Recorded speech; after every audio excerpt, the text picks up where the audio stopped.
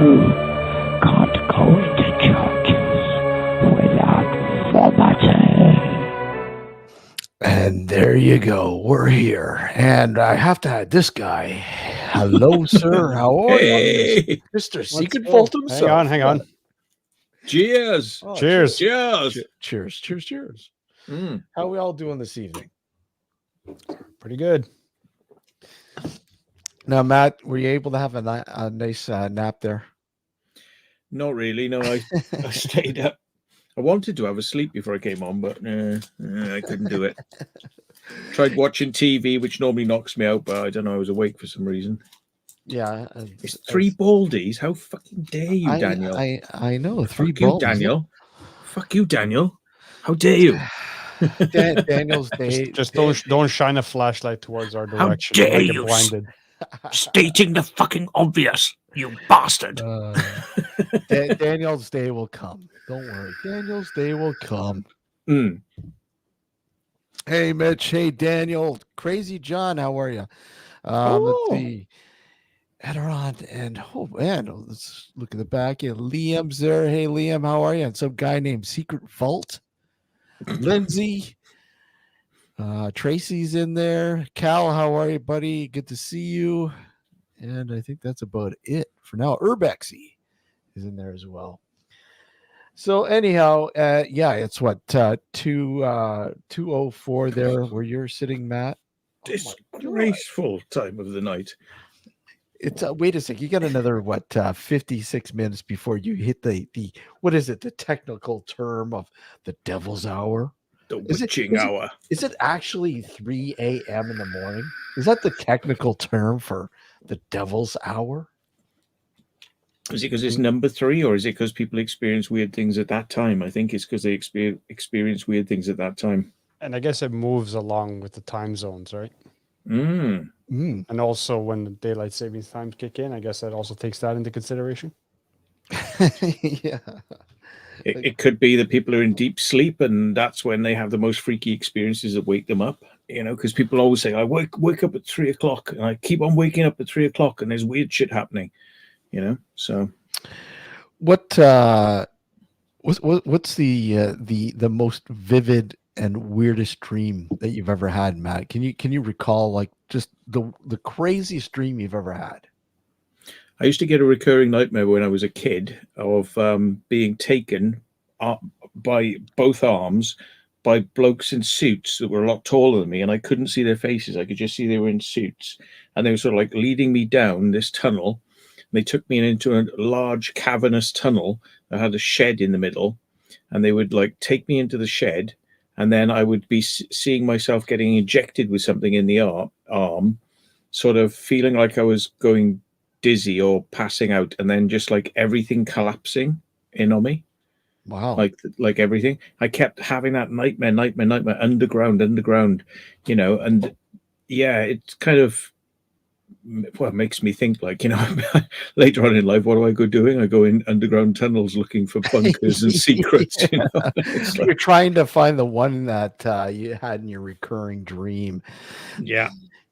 If I ever spot a little shed in a massive tunnel, I'm going to get the hell out of there really quick. Could it quite possibly have something to do with abduction? Yeah, I don't know. It's weird because, I don't want to read into it.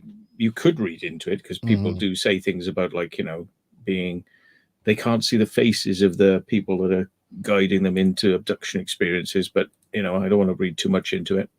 I've been saying to myself, I should go and have some regression hypnosis, but I've always said I'm going to avoid it because I don't want to sort of come up with all these false memories that I'll then start dealing with as real and going like, oh, well, maybe I have been abducted, But I'm thinking, well, it's late enough in life now, it's time to go crazy. So maybe I should. Yeah. It'll be worth your while, buddy. You should do it. Because there's a lot of weird experiences I've had involving UFOs and stuff like that. And I just think, was there more? Was there any more that I don't remember about these experiences? So, yeah. But then who's going to believe me? It's like saying, I saw a UFO and I was taking acid. And then they're going to go, oh, yeah, right. Yeah.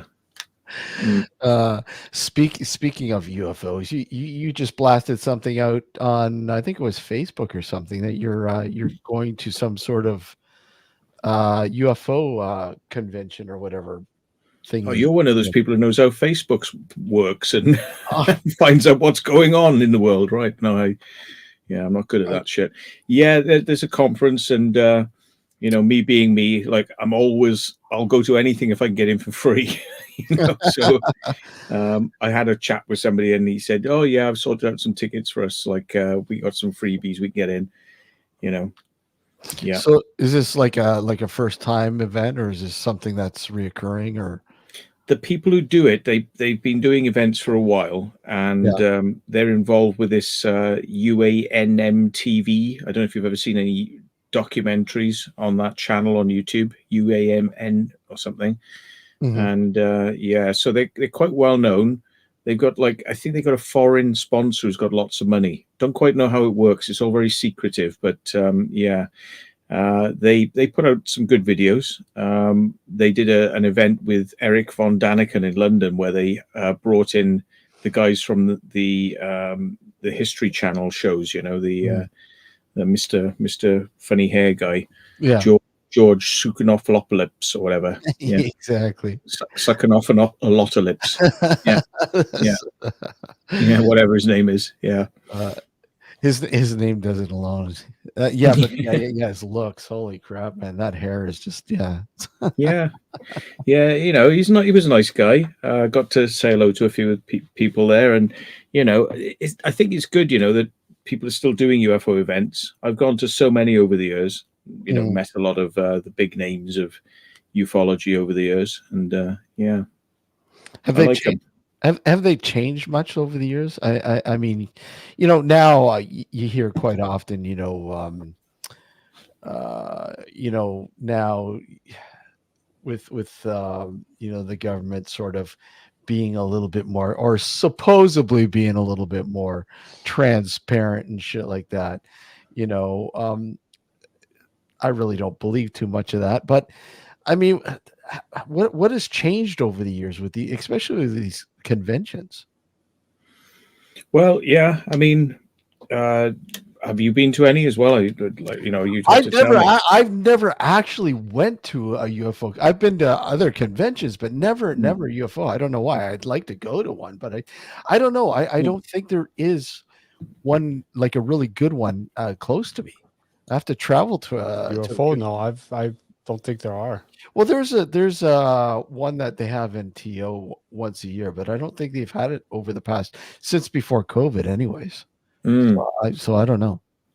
Well, I mean, I've been invited to speak at Las Vegas UFO conference, and that was kind of interesting because you get to see people do things on a much bigger scale. Oh yeah. In a lot of countries, really. I mean, the UK has been quaint, but still a lot of people going to them, but organized in a very basic style. It's not like they didn't do a lot to kind of stylize the whole sort of thing, which the American sort of, Americans seem to do quite well. Mhm. You get everything in the UK from a village hall, with no trimmings at all, just a video projector and a microphone. And that's, I've been to a lot of those over the years. And then you go right up to the kind of held in a theater type environment or an auditorium, quite large. But yeah, it is still kind of just a video projector and a microphone. It's the stories, yeah, and maybe some people selling some books out the front or something, but yeah, you go for the stories, you go for the people, Yeah, and yeah. yeah, but America seems to put this like extra pizzazz on, and does it in Las Vegas, so there's loads of interesting things to see as well, so you get the whole package. It's kind of like a real experience. But I think they do that with every sort of aspect of life. They have to, just prop it up so large, and some, like, even horror conventions, yeah, like they're just massive. Some of them. Sorry, I horror or like he whore? says they. Oh, those two, yeah. But I thought you were American, you two guys.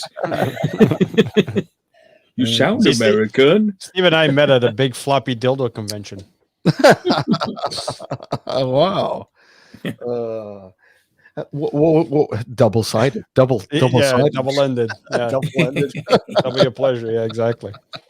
Yeah, no, it's yeah, like I mean, even horror movie conventions are huge, right? Down there. Not so much here, but down there they're massive. And that's something that I was a part of for a while, working in some horror movies and stuff like that, and going to a few of them down in the States. So I mean, you do have the crossovers too. You do have these multi aspect conventions, so that go from everything from horror movies to the paranormal to UFO and so on and so on, and just go right across the board. So you got all walks of life sort of showing up to these things, and the guests kind of reflect that too. You get somebody like William Shatner to Kane Hodder, and it's like, wait a sec, the different spectrums of film and cinema. What the hell? This is crazy. Captain Kirk to Jason Voorhees. Yeah, I mean, we get some sort of like Comic Cons and things like that. There, I was looking at some recently to see who's going to be there, and it's the same faces at every single one. It's like these are the ones that will do the Comic Cons. These are the people who kind of will do it. Yeah. I think ufology is quite good in so much that you get a vary. It varies a lot more. Whereas, in the UK, certainly it's like it's the same faces again and again and again, which I think lets it down a little bit. I think you need to kind of keep on getting fresh new faces, and kind of maybe some oldie but goodies, but, you need to keep it fresh. And yeah, I suppose we had a lot of that with the UFO stuff in the UK. It did vary quite a bit. But you do sometimes get some places and they're the same people again and again and again. But yeah, of course, you get the different types of UFO conferences as well. You get the serious ones dealing with the nuts and bolts and the photos and videos, and then you get the more sort of like abduction, strange experience, paranormal crossover, and then you get these really weird ones where like everybody's like, I'm a super soldier, I'm implanted, I'm yeah. I worked on Mars, I've been on Mars, I was, oh really? Yeah. What? Okay. I mean, what is happening in, I guess, in that sort of, I don't want to say community, but that sort of aspect of life, if you will, that has interest you lately? Like, I mean, from UFO to abductions to whatever. I mean, is there something like particularly going on that's kind of like, oh wow, that's interesting? Well, I think ufology had a lull. It certainly in the 90s, it had a big resurgence. There were a lot of TV programs, a lot of interest, and it builds people's hopes up, and then those hopes come crashing down when, as per the last 70 or 80 years in ufology, not a lot happens, which is just how things have gone in the past. However, I think it's due for a bit of a resurgence, because now you've actually got the government, the American government certainly, and other governments have been saying this for a while, but America has kind of said, yeah, UFOs are actually real, or UAPs as they call them. They're real. We've been filming them, but they want to do this kind of reset, saying, oh yeah, but we've only learned this now. Let's not talk about our dark history and what we've got hidden away, that that's off the table. We're just going to pretend like we've only found out about it now, working forwards. But that alone, I think, is absolutely staggering, that they've come forward and said, yes, these things are there. We've got them on film. We've tracked them on radar, and this should be a kind of repairing of the trust with the public, to kind of take this forward and allow some real research to start happening. So I think this is going to be reflected in the UFO conferences. People are going to be taking it a little bit more seriously, and may see the numbers come back. So we're going to get more people coming, and yeah, I mean, I'm looking forward to seeing where it will have, whether it's going to take a right hand turn Mhm. and start to become more of a mainstream accepted thing now rather than a fringe thing, where people have always kind of take it or leave it, laughed at it, unless they know much about it, they kind of tend to go back to life and ignore it. Well, yeah, you can't ignore it now. So, yeah. No, yeah. No, I agree. It's almost like they kind of opened a Pandora's box there. Mhm. Mm, Yeah, exactly. yeah. I think what really interests me is the fact that our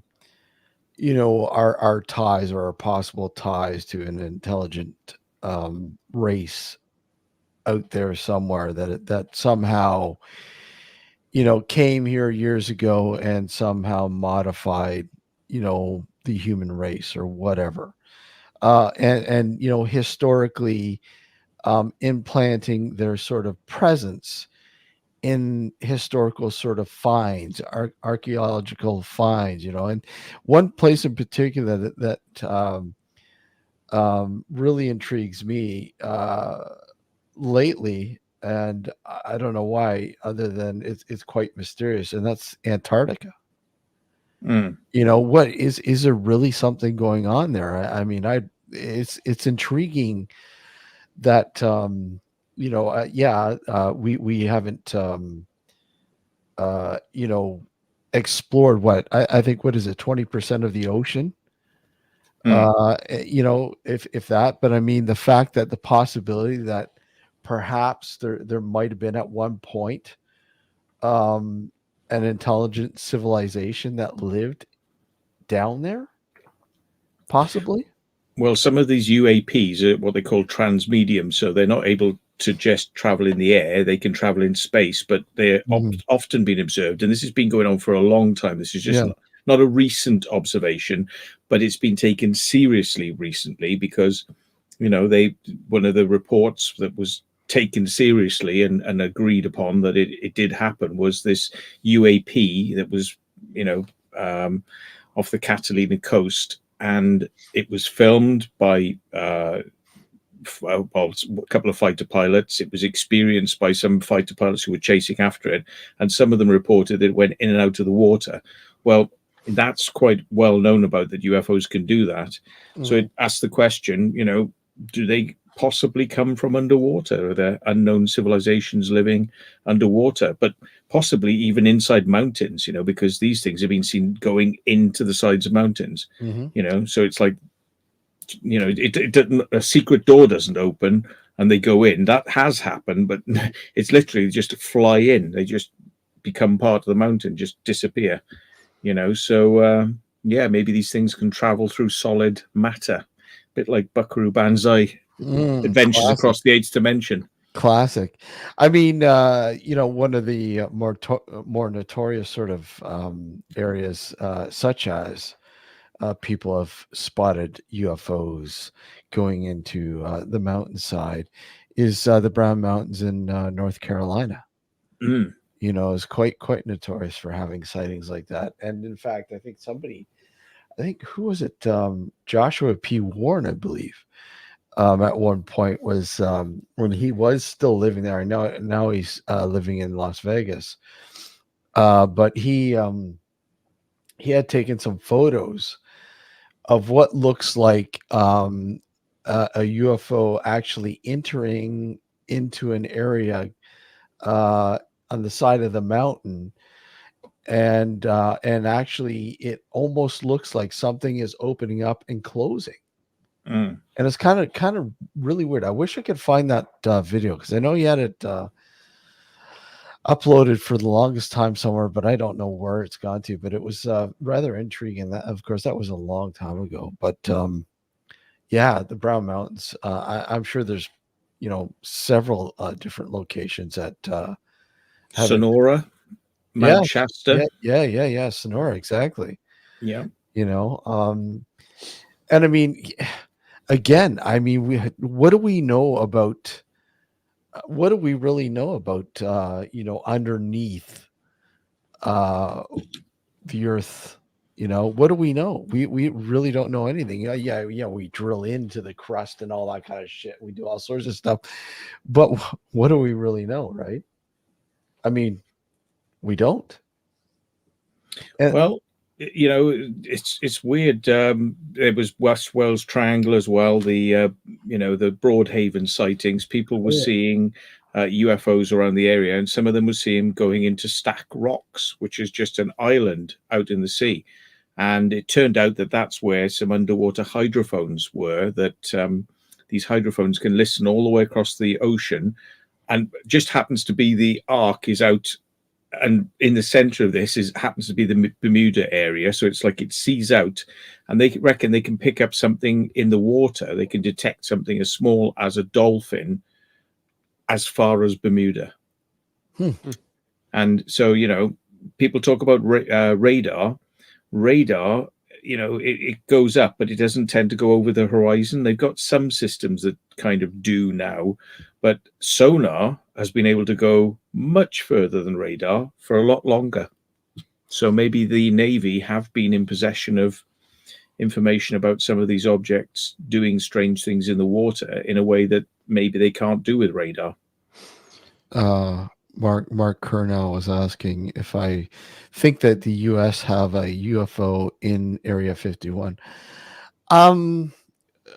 Maybe at one point it could possibly have had something there at one point. Now it's just I think maybe if anything is just technology that they don't want anyone to know about, right?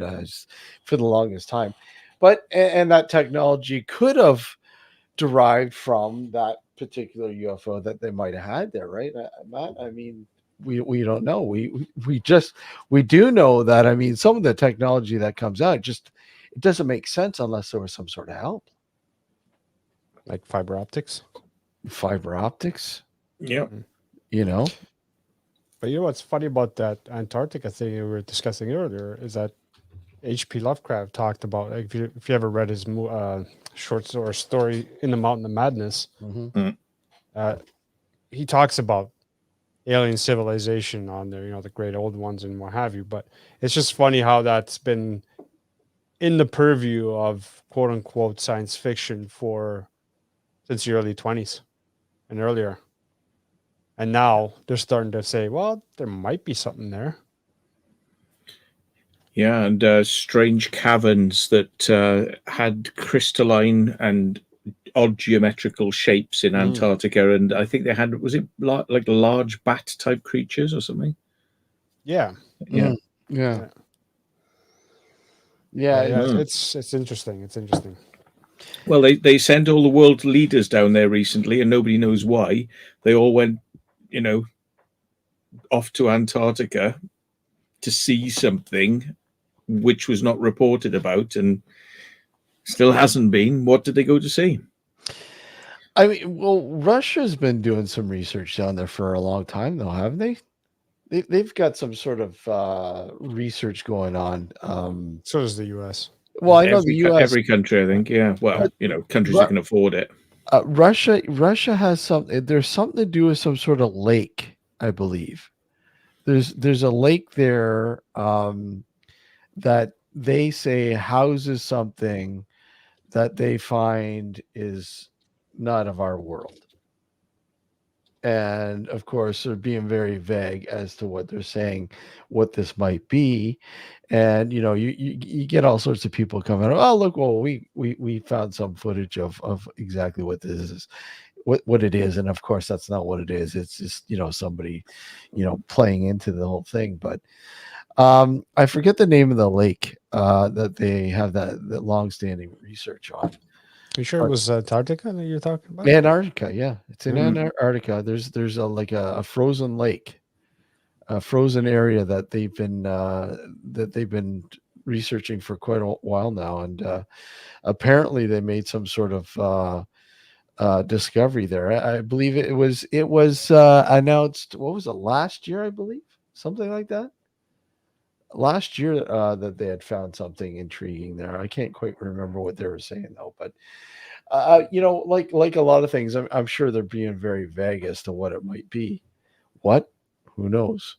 Might be the doorway to Wakanda. You know, Yeah, E-Bombay, yeah, yeah, terrible movie, yeah. terrible. But I mean, like, what are the chances though, that we are going to get some like solid, like we're talking about solid, evidence, Matt, in our lifetime, in our lifetime.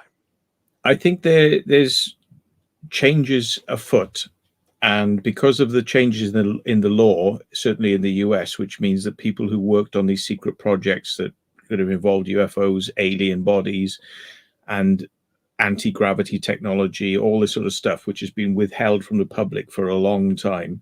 Mm. There's now provisions that they can come forward and speak to, the inspector general and see whether or not these things have been illegally funded, Yeah. because Congress has no idea that these projects have been funded. And this is the big thrust of David Grush's argument, is that what he saw and what he learned about was these projects, which just, government has no idea what's going on. They're paying for it and they don't know what it's going towards, so there needs to be some sort of oversight on this. And I think it's brought a lot of people forward. And if the right moves aren't made, if the right things don't start happening, these people could either overtly just come out and say, I worked on it, this is me, this is what I know, and they'll all come out like that, or they could start dropping the information, but not necessarily, coming forward. But it's still going to be, once they tell you where these things are and what they are and what they know, the pieces are going to fall into place pretty quickly. And yeah, so I think moves are afoot. It's going to be hard to put the genie back in the bottle now.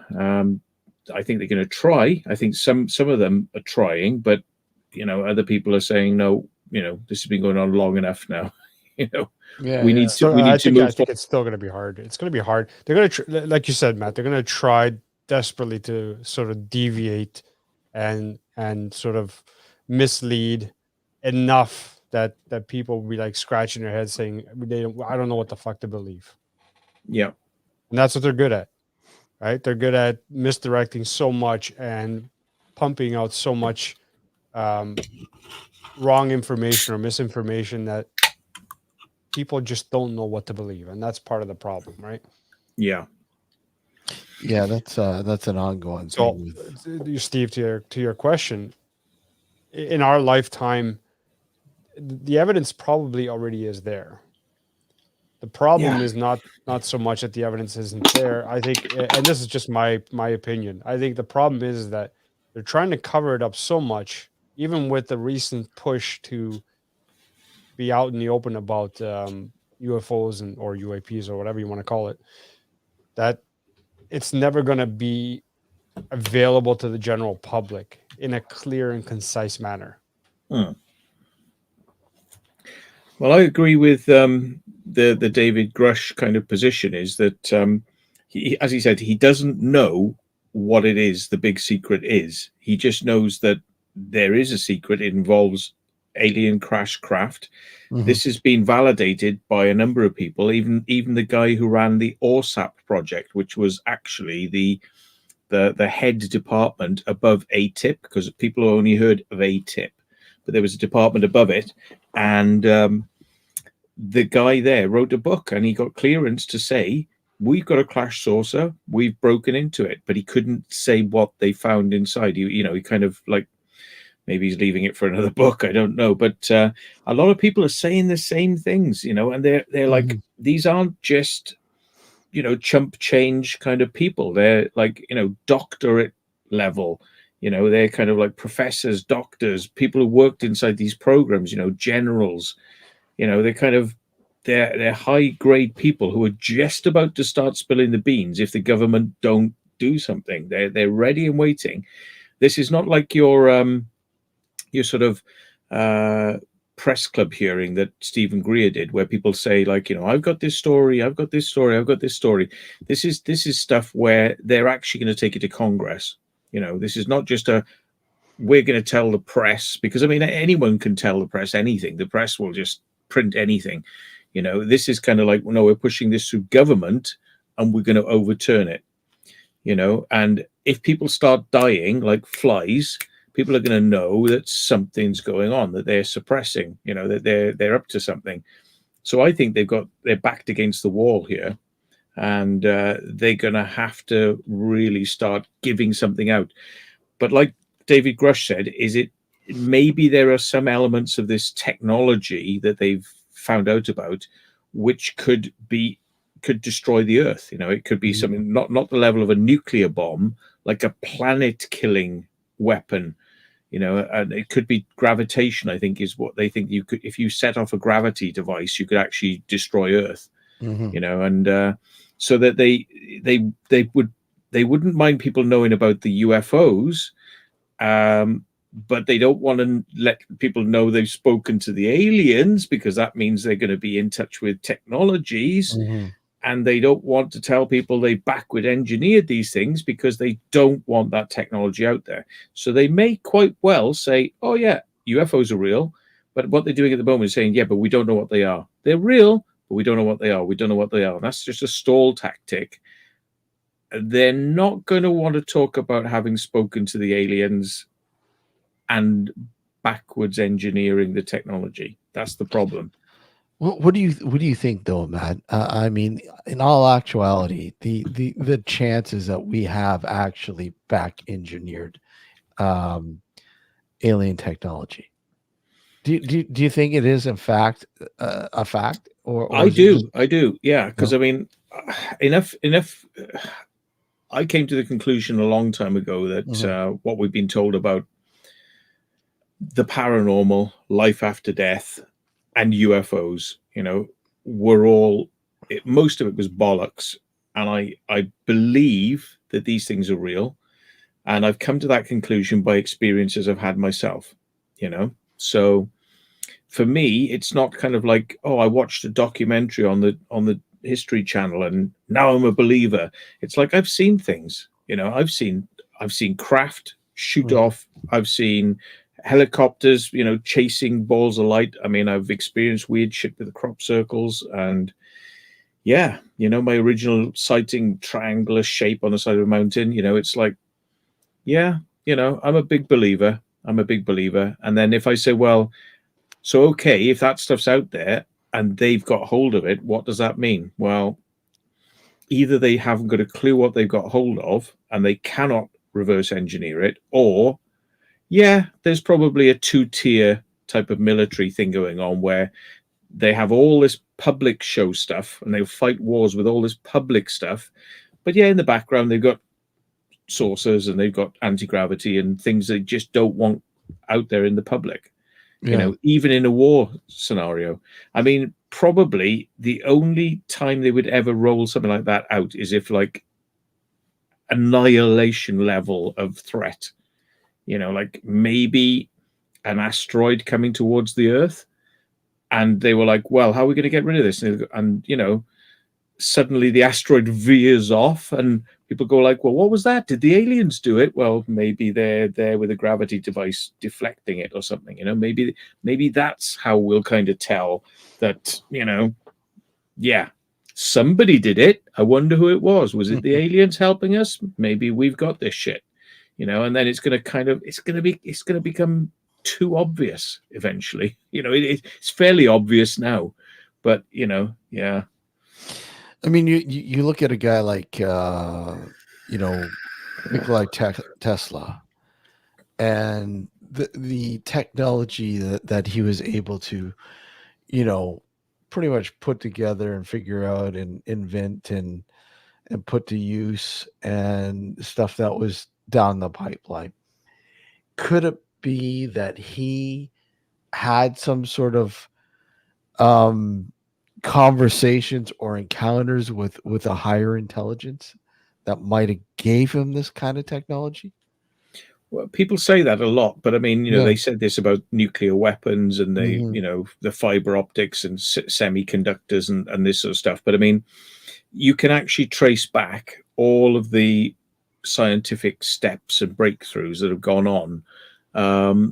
You know, you could wonder whether or not the people who had those breakthroughs were being influenced all along the way, but they weren't breakthroughs that just sort of literally dropped out of nowhere. They were sort of like progression. Like you got one thing, then the next, and the next. It wasn't like you had nothing and then suddenly you had mobile phones. It was like a slow progression. And the biggest hurdle is always successfully coming out with something that works. That's the biggest hurdle. After you've come out with something that actually works, it's easier to advance it forward than it is to initially come out with the product. Like cell phones, for example, once they were able to get it to work successfully, it's that much easier to say, okay, now we can just improve on the technology as opposed to reinvent it, because they didn't reinvent it. They just improved the technology. Right. Yeah. I mean, if this stuff has been pushed in there, it's been done very well, very quietly. But I think people have talked about great thinkers having been influenced over the years by other realms. And, there was the guy who discovered Pluto. He was apparently influenced into that. Is it Clive Tombaugh or something, was it? I can't remember now. What's his name? I think you're right. Clive Tombaugh, or I think if not saying it right, but I'm sure I think that's the last name, Tombaugh or something. Yeah.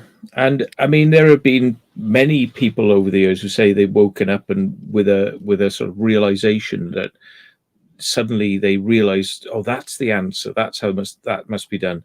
But then again, I would say that the brain is a very powerful computer that works in the background when you don't even realize it. So you take things in subconsciously, your brain kind of is playing games in the background with ideas and things, and then you kind of get this flash of kind of like, wow, and then you think, whoa, how did that come forward? Why did I get that idea? And maybe those inspirations are put in from somewhere else. I believe in telepathy. I believe in the morphogenic field. If you want to look up more on that, look up Morphogenic Field by Rupert Sheldrake. There's books been written on this stuff. And it's the influence. There may be an outside influence coming in, or maybe we all telepathically communicate with each other on different levels. And so maybe people do pick up these ideas, or it's like 100th Monkey, maybe everyone's thinking about it. Maybe hundreds of scientists are all thinking about the same idea and problem. Maybe subconsciously, all their ideas are going into some sort of like melting pot. And it's quite interesting. They because there's this phenomena. Here we go. I heard about this the other day. There's a phenomena which is like the 100th monkey thing, which is that somebody invents something. And a load of people come forward and say, I invented that at the same time. Yeah. And they do lawsuits saying, oh, well, I just invented that too. And there's another guy like, well, I invented it too. And they all start lawsuits. And they're like, and you think, well, oh, they're just trying to get some money. They're just trying to, But the trouble is that if you know about the 100th monkey syndrome, which is that if one monkey on an island learns a new trick, suddenly monkeys on the mainland start doing that trick as well, but they're separated by water. So how do they get to all be exhibiting the same trick at the same time? And people we may all be connecting to some sort of cosmic switchboard where ideas are planted, or maybe we're getting messages down through that switchboard, from a higher source. And then we think of it as kind of like, oh no, I invented that. That's my idea. And then maybe it is, maybe it isn't. Maybe we're all being, planted with little seeds in our mind, and then you go, oh wow, I got an idea. But also another guy's got the idea too, and when you come out with it, he goes, no, I had that idea before you. There we go. Emergence theory. There we go. Lion 39. I do believe that. I agree with you, Matt. And it's like we have said this many times on this show. The greater consciousness, our collective consciousness, if you will. It seems to be patched into this sort of greater sort of network, and we all kind of feed from it, and we all feed it with our sort of like you want to look at it with like the internet with computers and stuff like that, and how they're all connected. It's this giant sort of collective consciousness that we're all a part of, that we you know we feed from, and all these ideas are yeah, are they really just ours? Are they collective?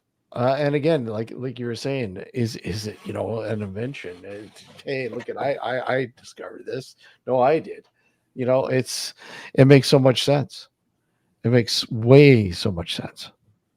Like when I got that idea to go out, and I had to go and make a crop circle, and I went within 200 feet of the people who were sitting there meditating on the design that I went out and created. And I just decided to go out that night because I had to do it. I was getting that message, go out and do it.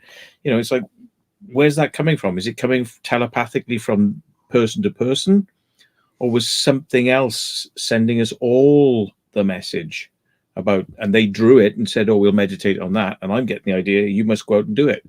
But then you get these kind of like, oh shit, those types of experiences, more than coincidence, it just makes you think, doesn't it? Maybe we're all being influenced from somewhere else. Alex, who would be good in this conversation too would be Jeremy. Yeah.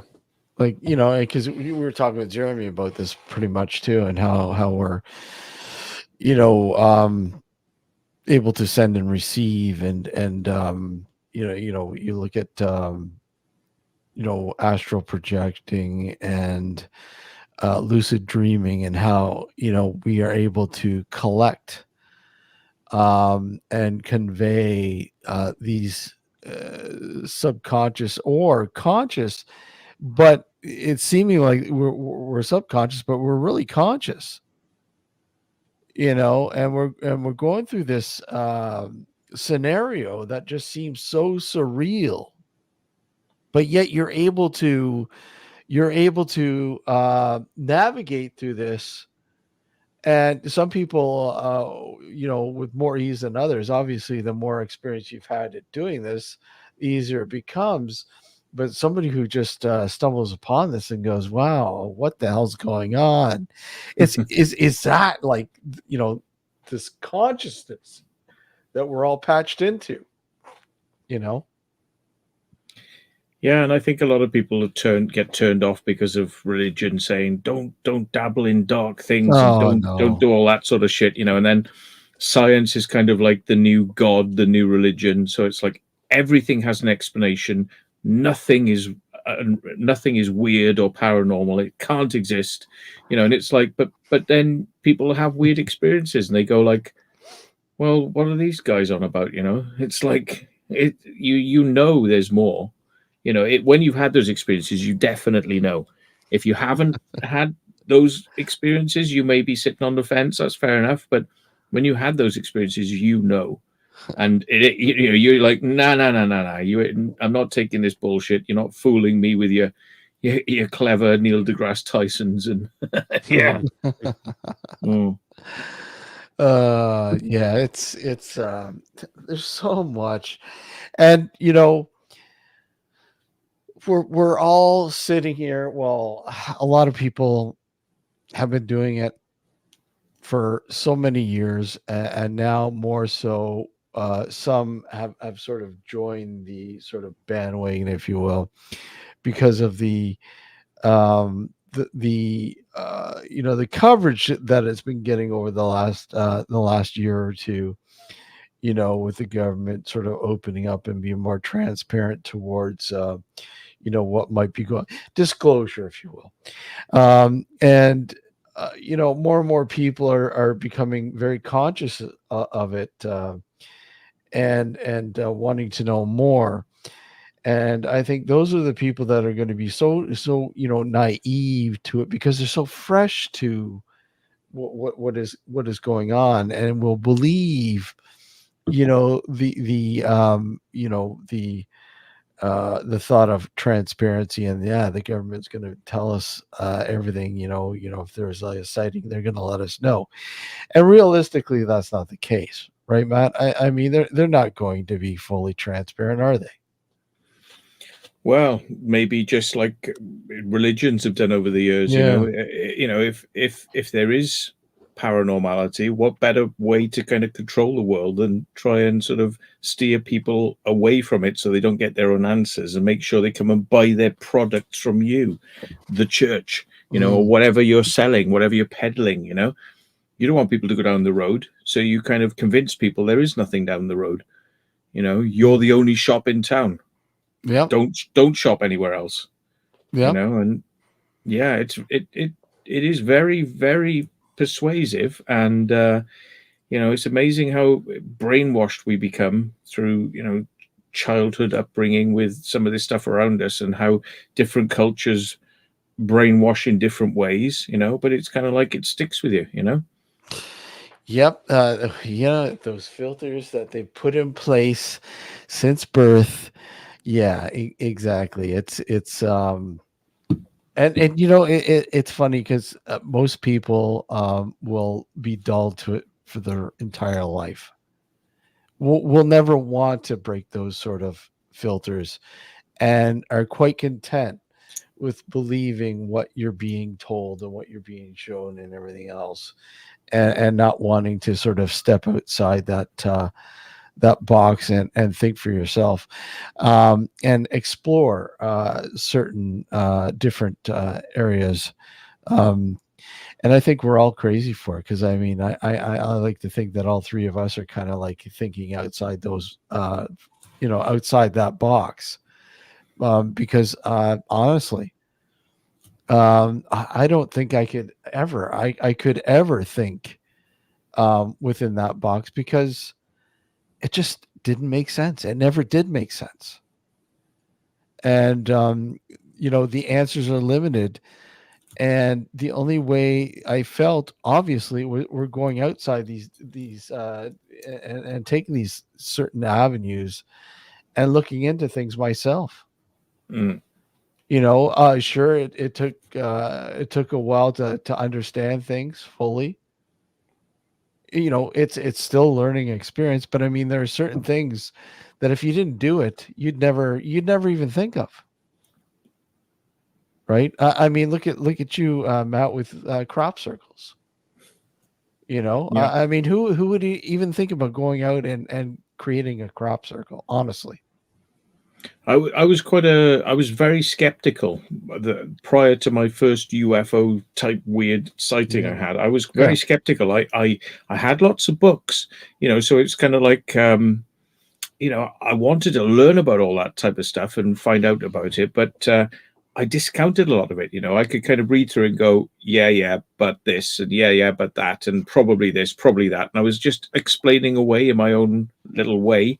And I was, and religions, like, oh God, it's just like a total, anathema, terrible, terrible control and things they've had over people, and brainwashing. And I was like, no, it's all rubbish. It's all rubbish. It's all brainwashing. They're just trying to control people and get money. There's no life after death. When you die, that's it. Which was actually quite disturbing and frightening to me back then. Was kind of like, I knew when you die, that's it. That's the end of it. Yeah.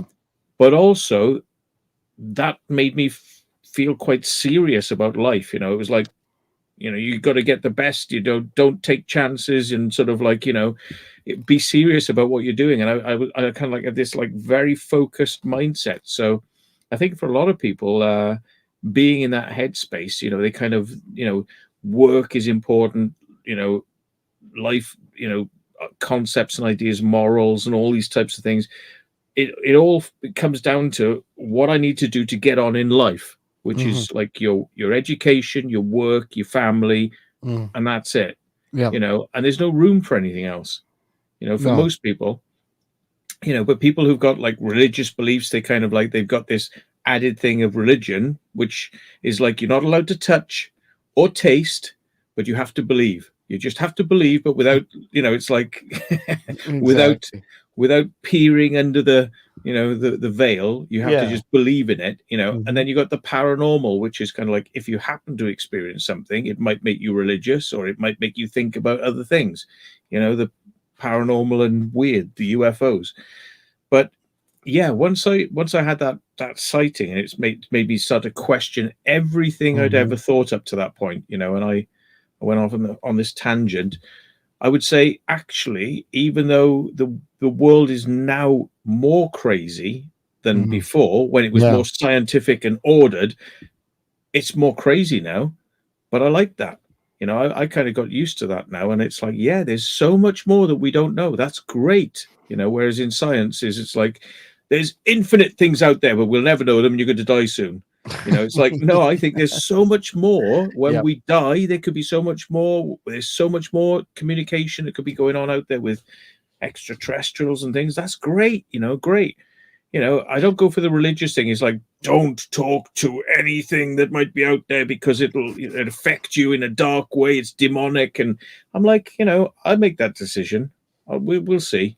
We'll see. Yeah, I think a lot of people who explore the paranormal, like myself, are the ones that do look under the veil Mm, and have no problems looking under the veil or through the mm, veil or whatever else. I mean, you have to, and it's not necessarily a meaning for knowing everything, because you don't. I mean, I don't think the only time we'll ever know anything is or everything is maybe when we, that transition, when our time comes, if you will, that sort of death passage, if you will. To me, it's a passage. I think we pass on to a whole different meaning, if you will. I don't think that death is the end all be all. Of course, that's how we paint it, and that we all fear it. Well, most of us fear it because of all the filters that have been put in place and what people tell you about death. Death is your physical sort of essence, your physical being coming to an end, but your energy and your essence live on and sort of transform into a different sort of aspect. I believe so. Yeah, death, I believe, is just a passage into a greater learning, if you will. mm. A much higher learning. Do you mind if I ask you two a question? Because I mean, I've kind of said what made me go right angles was that first experience, but what really changed it for you? I know you've talked about some of the experiences you had, and I remember some of them. But I mean, where would you say you were prior to the experiences that changed you and made you go off in a different direction? What sort of person were you before that? And then after that, where would you say you are now? Kind of what was it that steered you off? Was there a Well, point? Is it I definable? I was the average guy who basically, when I was 13 years old, I guess I was confirmed in the United Church. I went to confirmation, and I remember being confirmed and saying to myself, this doesn't make sense to me. This doesn't seem right. This doesn't seem what this to me isn't the answer, you know? And I just started reading. I just started reading all these different sort of um books on it started off with trying to understand, I guess, the dark aspects of religion, Mm, and going, well, if they're dark, why are they dark? What makes them dark? And I started asking these questions, and I started looking at all different sort of splinter religions and all sorts of ways of life and meanings of life, and ways of living, and thinking to myself, you know, yeah, they're evil because they go against the grain. The grain being the go-to religion, if you will, in most of the Western world, and of course most of Europe, being Christianity and stuff like that, and Catholicism. Mm. And if you thought, look at thinking outside and going, look at these are control mechanisms. Organized religion has these control mechanisms. And if you decide that you want to test those control mechanisms, then you're going to pay for it. You're creating sin. Mm. And it didn't make sense to me, Matt. And one rabbit hole turned into another rabbit hole and turned into another rabbit hole, and I wanted to make sense of what was known as the unknown. Mm. And it's a constant learning experience. Experience being what I've experienced in the 30 odd years that I've explored and researched and investigated certain things. And will I ever know the answers? Mm. Probably not my lifetime, as we are, physically, if you will, but mentally and energy wise, maybe down the road, I will finally, like everybody else, But learn. do you think that just reading books It and wasn't just just reading books. absorbing, information, was there something like a revelationary type experience you had, like an awakening or seeing a My ghost or? Well, I had I remember when I was a kid, I was probably again, um maybe early teens, 13, whatever.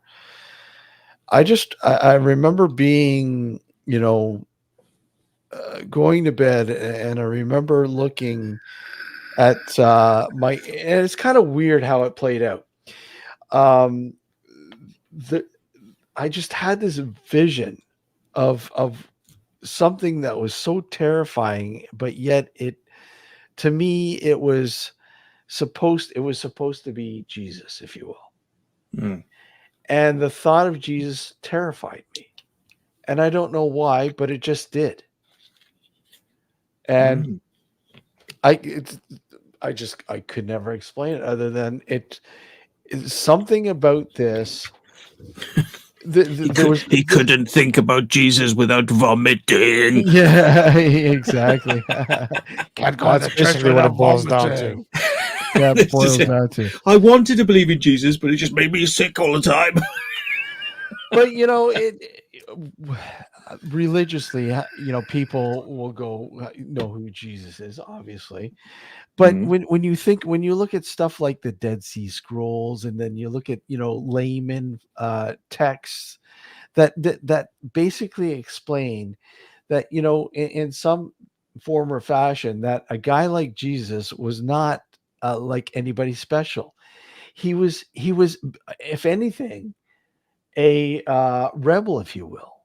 I mean, walking on water.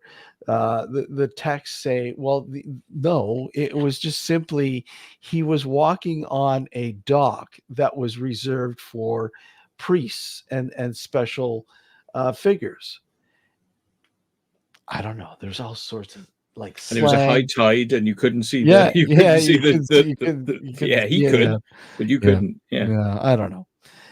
I don't know. I just I've always wondered about outside the box. I always have. I've always wondered. What happens. What is life after death? I mean, when my a good friend of mine passed away, that really hit me. And I said, you know, I really want to know more.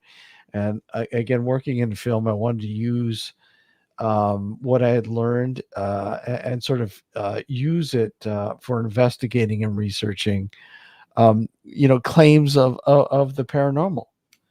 You know, what exactly is going on? You know, trying to make sense of it. Back then, there was no real TV shows. I mean, yeah, I didn't search of, but that was it. You know, no ghost hunters. I mean, this is before ghost hunters. Mm-hmm. You know. Well, I got to say, I've always been really enthralled by your sort of lycanthropy, weird creature sort of thing that you experienced. I mean, you know, things like that must sort of like set it in stone for you. Surely, it's like, okay. Now, he didn't tell you the whole story, though, Matt. That was just him seeing himself in the mirror naked. Yeah. Boy, I had long hair too, man. Fuck. And a beard. Fucking 13 years old, a full-grown beard. Them mushrooms were really good that night. Yeah, exactly. Well, then should we oh, no, hang on. It's like, oh, come on out. All right, we're going to take a short break here for the New Visions Radio Network. You're going to have to wait for his amazing experience. So you'll have to wait. He's got a huge experience. Wait till you hear it. Massive. It grows every time I tell the story. Yeah, every time he tells it, man. Yeah. All right, you're watching us here on YouTube, listening to us live on the New Visions Radio Network, and of course on our Twitch channel. Hit the like button if you haven't subscribed. Please, we're trying to hit 1K. We're almost there. We're not too far off, but help us hit 1K. And everybody likes 1K. In 1K, yeah. Hold tight, folks. We'll be right back with Matt Secret Vault Williams. God alive.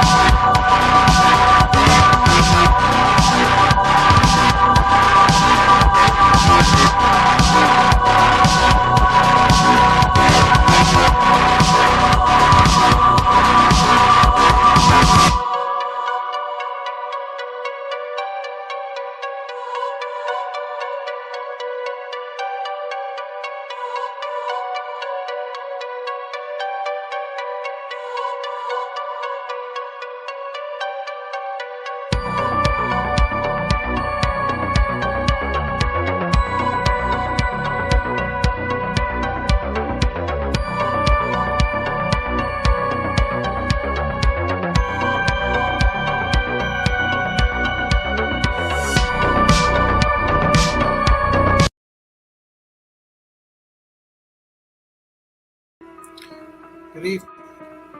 I'm Richard Palmisano, the founder of the Searcher Group. It's a paranormal company, the oldest in Canada. I founded it in 1979, which not only makes me old, but makes me doing paranormal research and field work for just under 45 years now. I am also an author, researcher, and lecturer on the paranormal. I've written 6 books now. And I really enjoy coming on with Steve and Alex on Nocturnal Frequency Radio, as well as listening to the shows, because there's a lot of interesting guests there. I like it, looking at this stuff, because it opens your mind to other options and other alternative thoughts. And, there's always time to learn new things. So I hope you join us and come and see Nocturnal Frequency Radio. Thank you. So let me ask you, what makes for good radio? My 5 favorite songs all day long. Play it again. No. As many commercials as physically possible. What? No, why would that be good? Great music, great talk shows, no commercials! Precisely. New Visions Radio gives you no commercials, no nonsense, just the best new music and the best talk all day long, 24/7, 365. NewVisionsRadio.com. Hey guys, Kristen here, host of the Paranormal Girl podcast, a bingeable exploration and deep dive education about the paranormal for the skeptical believer. Some of my past season topics have included shadow people, Mandela effect, demons, and UFOs. Currently, I am tackling Bigfoot. I have been sharing this journey with my audience since early 2021, and I have learned a lot these last few years. It's truly a mysterious world out there beyond our perceptions, and reality is just not what it seems. I have also, since the start, met some awesome folks like Alex and Steve, and I've really enjoyed watching and learning from them and also joining them on their show. Their guests are always outstanding, their listeners are just the coolest, and these hosts are some of my favorite people. I recommend their show to anyone looking for an intelligent and fun conversation about the paranormal amongst friends. So join me on my investigation, join Steve and Alex on theirs, and enjoy. Now back to the show. You are watching Nocturnal Frequency Radio. And this segment is brought to you by our fine folks at Third Moon Brewing. Liddles. Liddles. You've got a little there, little. Yeah. Oh, we're congregation. The most satanic drink I drink is Monster, which apparently the M from Monster is a Jewish symbol, which is a demon symbol from the M in Monster, and it's a Israeli company that does it. So, Alex, do you drink Monster? I don't think I have. Nope. Never? That's what I heard anyway. I haven't researched it. Maybe I should go and wiki this to see if it's like one of the urban myth bollocks that is. I'm going to check. If anyone is satanic, it's Alex. Okay, so let's hear your experience, Alex. That changed your sort of, your route in life. Well, I mean, I've always had an interest in the paranormal and the weird and strange and what have you. But what really sort of cemented it, I guess, for lack of a better term, is with the night that my dad passed away. He passed away overnight around roughly 2:30 in the morning. And I had gone to see him that same night after I finished work, because I used to work the late shift at the time, or I got off at 10 o'clock at night. I drove straight down to the hospital and went to see him. And we knew he was dying. Doctors didn't make any qualms about it. He had leukemia, and they told us that he was terminal. We just didn't know when. because even the doctor said it could be days, weeks, it could be months, but he will die. Mhm. So when I went to go see him, I already knew that his kidneys had failed, so I knew it was going to be a matter of days. I was hoping, because I had family flying in from Italy in the hopes of saying goodbye before he passed, but they didn't make it. He ended up dying that night. But when I went to go see him, he was at the time, and I know better now, but at the time I thought he was kind of in and out of consciousness, I guess, for lack of a better term. And I thought it was because he was on painkillers. But apparently, people on their deathbed or who are dying towards the end of their life tend to kind of behave weird. Right. I was following this one hospice nurse that actually showed videos of people weirdly behaving right before they die. Right. And I didn't know this at the time because I just found this out recently. But anyway, despite that, I went to go see him. Shortly after, you know, I don't know what time it was, maybe 11:30. I went down to the chapel in the hospital and just said, you know what, just take him. I don't want to see him suffer like this. I'd rather you just take him and do it that way. Went back upstairs, said my goodbyes, went home, tried to go to sleep, kept tossing and turning, kept looking at the clock. And around roughly 2:30 is when I started to finally drift off into sleep. And I was kind of half in and out. And I saw a vision, I guess, or something, where it was just like a hazy, grayish background, like really foggy kind of background. And then I see my dad appearing out of nowhere with a smile on his face and waving at me and then disappearing. Not even a few minutes later, my sister calls me. She was at the hospital and she was crying, obviously. And I knew already what had happened. And it was just one of those scenarios. It's like people can argue, well, you knew he was dying. Sure, I knew he was dying. I didn't know he was going to die that night, but I knew he was dying. Right? Everybody in my family knew he was dying. That's why we had people flying over from Italy. But it's just the way things happen. And not just the fact that it happened. The fact that it happened the night he died, right before he died, or right at around the same time he died, is what really intrigues me, because I could have had this vision or dream or whatever you want to call at any point since he was hospitalized, and he was in the hospital for 3 weeks. I could have had that dream at any point, but it happened the night he died, right around the time he died. Right. And that's what made it intriguing and still interesting. And I'm still scratching my head over it. And this is 20 years, you know, he passed away back in 2002. So over 20 years. Wow. And you've gone on to have more experiences since then. No, So you kind that's the funny thing. I haven't, just that one time. Jeez. Right. And even when my mom passed away, I didn't have any experiences like that. Like she passed away overnight again as well, from a stroke. She was in a nursing care home because she had Alzheimer's.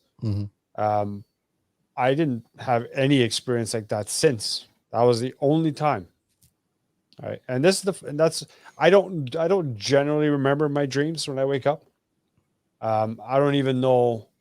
I know some people will say, yeah, I knew I had a dream, but it's so fleeting that once you wake up, it disappears. I wake up most nights, or most mornings rather, not even knowing whether I actually had a dream or not. Like I don't even have that sort of, yeah, I had a dream, but I can't remember the details. Not even that.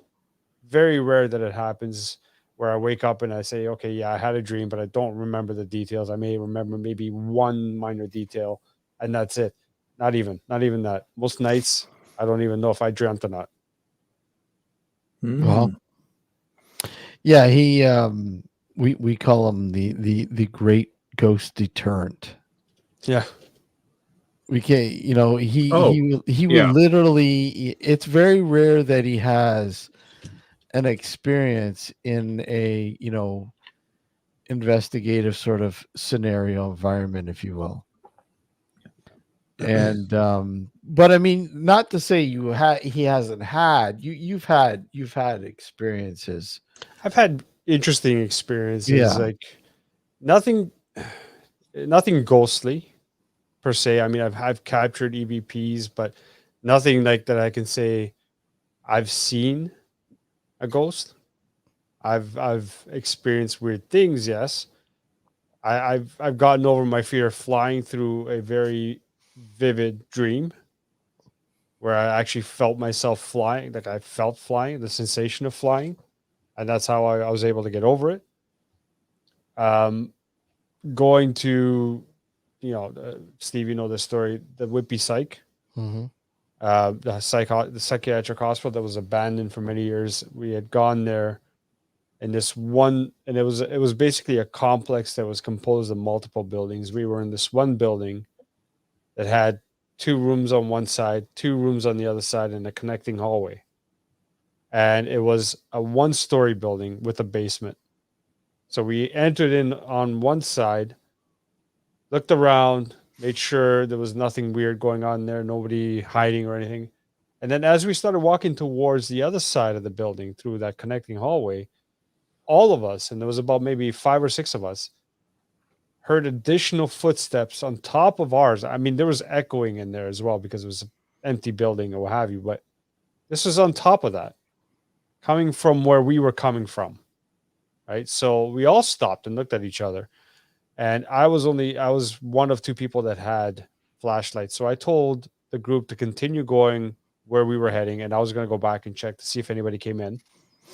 Went back, no one came in, asked everybody to come back towards me. They started walking back towards me, and now you heard the footsteps on the opposite side of the building, which does not have access to the outside. Only the one side we came in has access from the outside. So that was a weird scenario. Didn't actually visually see anything, but heard something for sure in that scenario. Come on, folks. Why are you giving Alex a hard time? Give him some more experiences. Yeah. Stop stringing him out there. Exactly. Yeah, it's you want to see, when you take, when Alex comes out, you want him to have an experience. You want him to go, hey man, did you see that? Hopefully I wasn't the only guy that saw that. But I mean, it's I hear more things than I see. Like even when we've gone out to the woodlot, I've heard there's certain things. Yes. Never actually seen anything. Right? Like not even something that was fleeting. Nothing. I don't know what that's all about. Like maybe my hearing's better than my sight. I don't know. Who knows? I mean, visually, I have. There's probably been a couple times that I could say for sure I experienced something visually. I mean, hey, Urban Legend UK. Hey, how are you? Was the one time in DeForest, and we were up there doing some work early morning. I think it was about 1 a.m. in the morning. And I was snapping some photos, and half of the group went in one direction, and the other half, myself and one other person, went off into another direction. And as we're going, I'm snapping pictures, and for some odd reason, I thought I had 2 people in front of me, and I'm snapping pictures, and there's only one person in the picture. Like, okay, what the fuck's going on here? This is fucked up. I snap another picture, same thing. Okay. Mike, called to the guy in front that I know who's in front. Where's so and so? Yeah, he's over the other side of the cemetery. Well, okay, who's in between us? And as I said that, whoever was in between us walked off veered off towards the corner of this Pioneer Cemetery and completely disappeared. And I'm like, holy fuck, what the hell just happened? Okay, logically I'm thinking,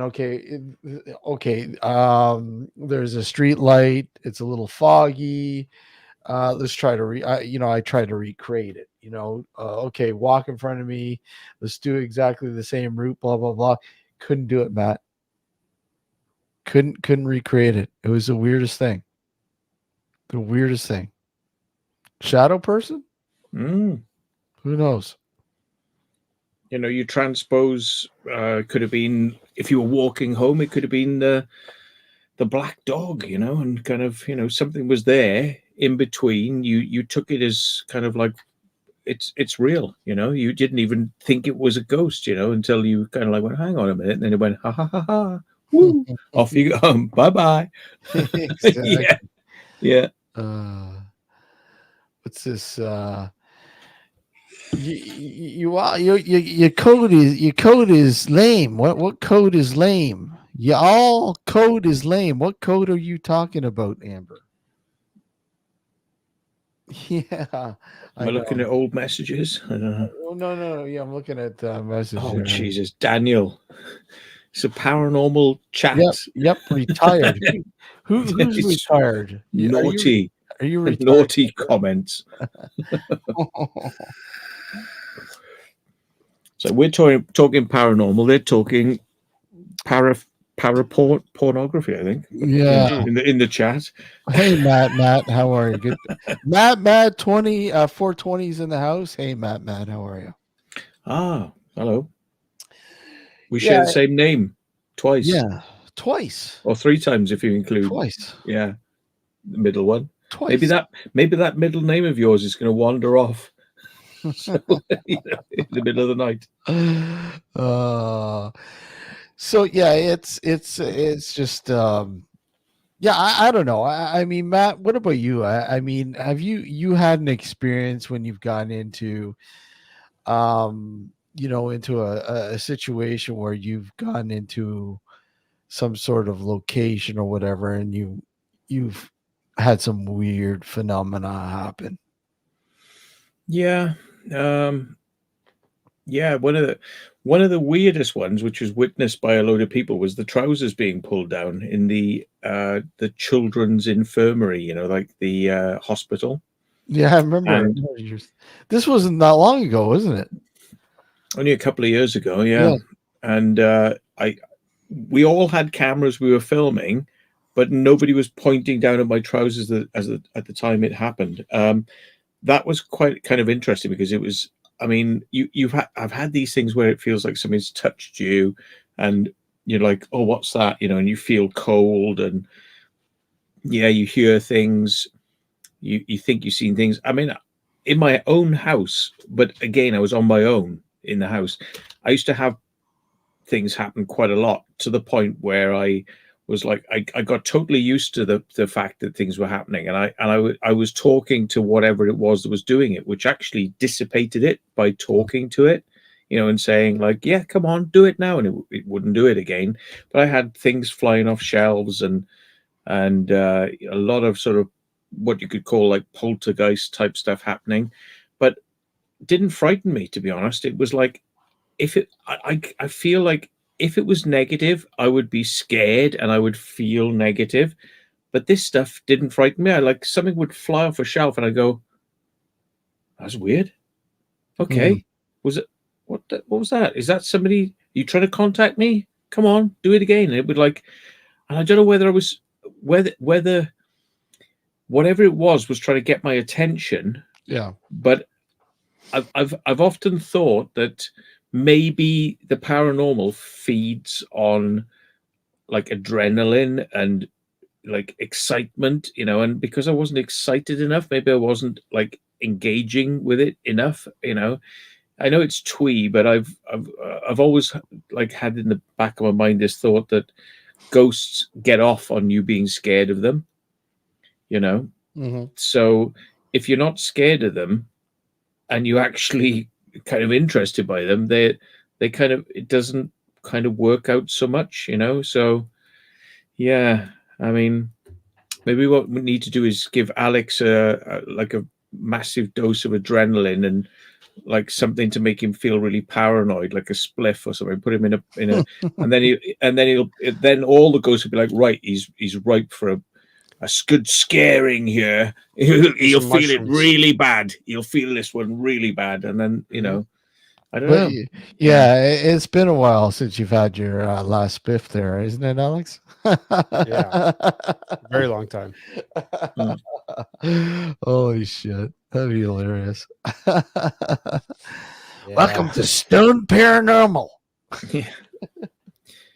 I think it's good though that, you know, you guys have got the open mind, you know, especially Have Alex. You know, like you've had one really hard experience and a lot of other, like you say, auditory. But then again, they say is it 3 types of people? You get the auditory, you get the visual, and you get the is it tactile people? Tactile, yeah. Tactile, you know, and whichever category of person you are, you know, you learn better. You know, they say is you learn better if you given visual stimuli, or if you're giving tactile, as do it, you know, like actually do it.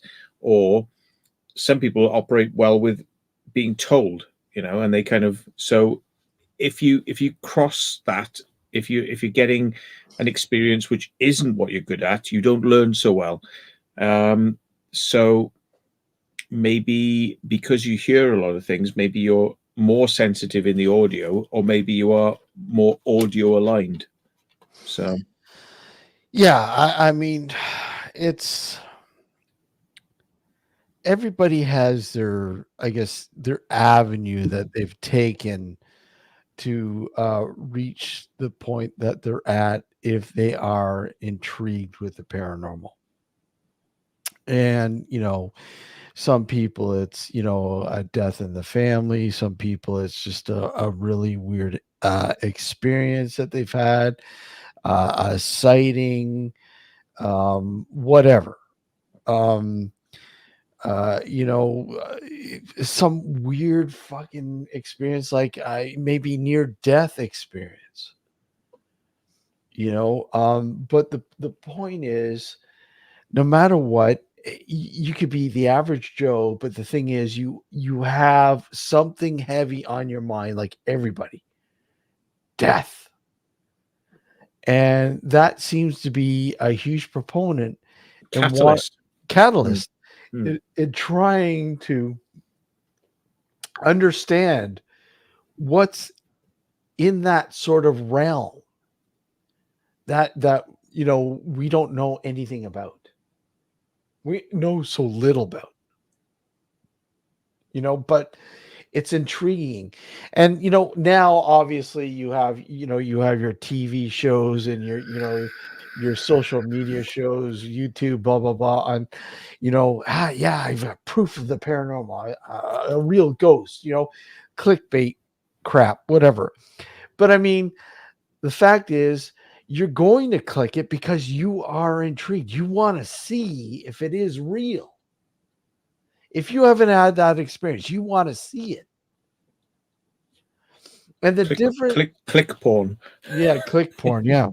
Yeah. But I mean, you know, it's a lot different now, Matt. Obviously, how people enter this sort of field as it was, say, 20 years ago. 20 years ago, it was like kind of grassrootsy, and books and stuff like that that sort of intrigue people and push them forward into wanting to know more. Now it's TV shows and people who, you know, read those books and sort of didn't pass the knowledge on from those books that they read. You know, it's all about, I don't know, wanting to thrill seek in a lot of cases. Until yeah, they're like, I want to do a ghost hunt. And when something happens, they run screaming and like, I'm not doing that again. It's like shit, you know. That's the whole point, isn't it? That's why you came, didn't you come to, you know, to be part of that? And it's like, yeah. You know, I go, I wasn't skeptical, when I entered this sort of realm, and doing it. So, being a part of it for as long as I have now, it's not that I'm full on skeptical. I do have a healthy skepticism, and you have to have that, because if you don't have that, everything's a ghost, right? And me, it's like explaining what's explainable, and a lot of people don't realize that a lot of this stuff is very explainable, but that doesn't say that I completely debug stuff. I do believe that there is that small percentage of reality that tells us there is something going on that we just don't understand, and that's the bit that I love. That's the bit that draws me time and time again, and wanting to know what it is. I mean, something just going back to Alex's experience. I'm just thinking from what you said about, the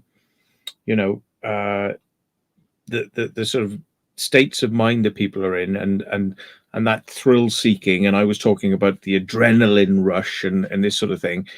I mean, Alex, when your father was passing away, it's obviously you're there, for your dad, and you're kind of like, it's going to happen.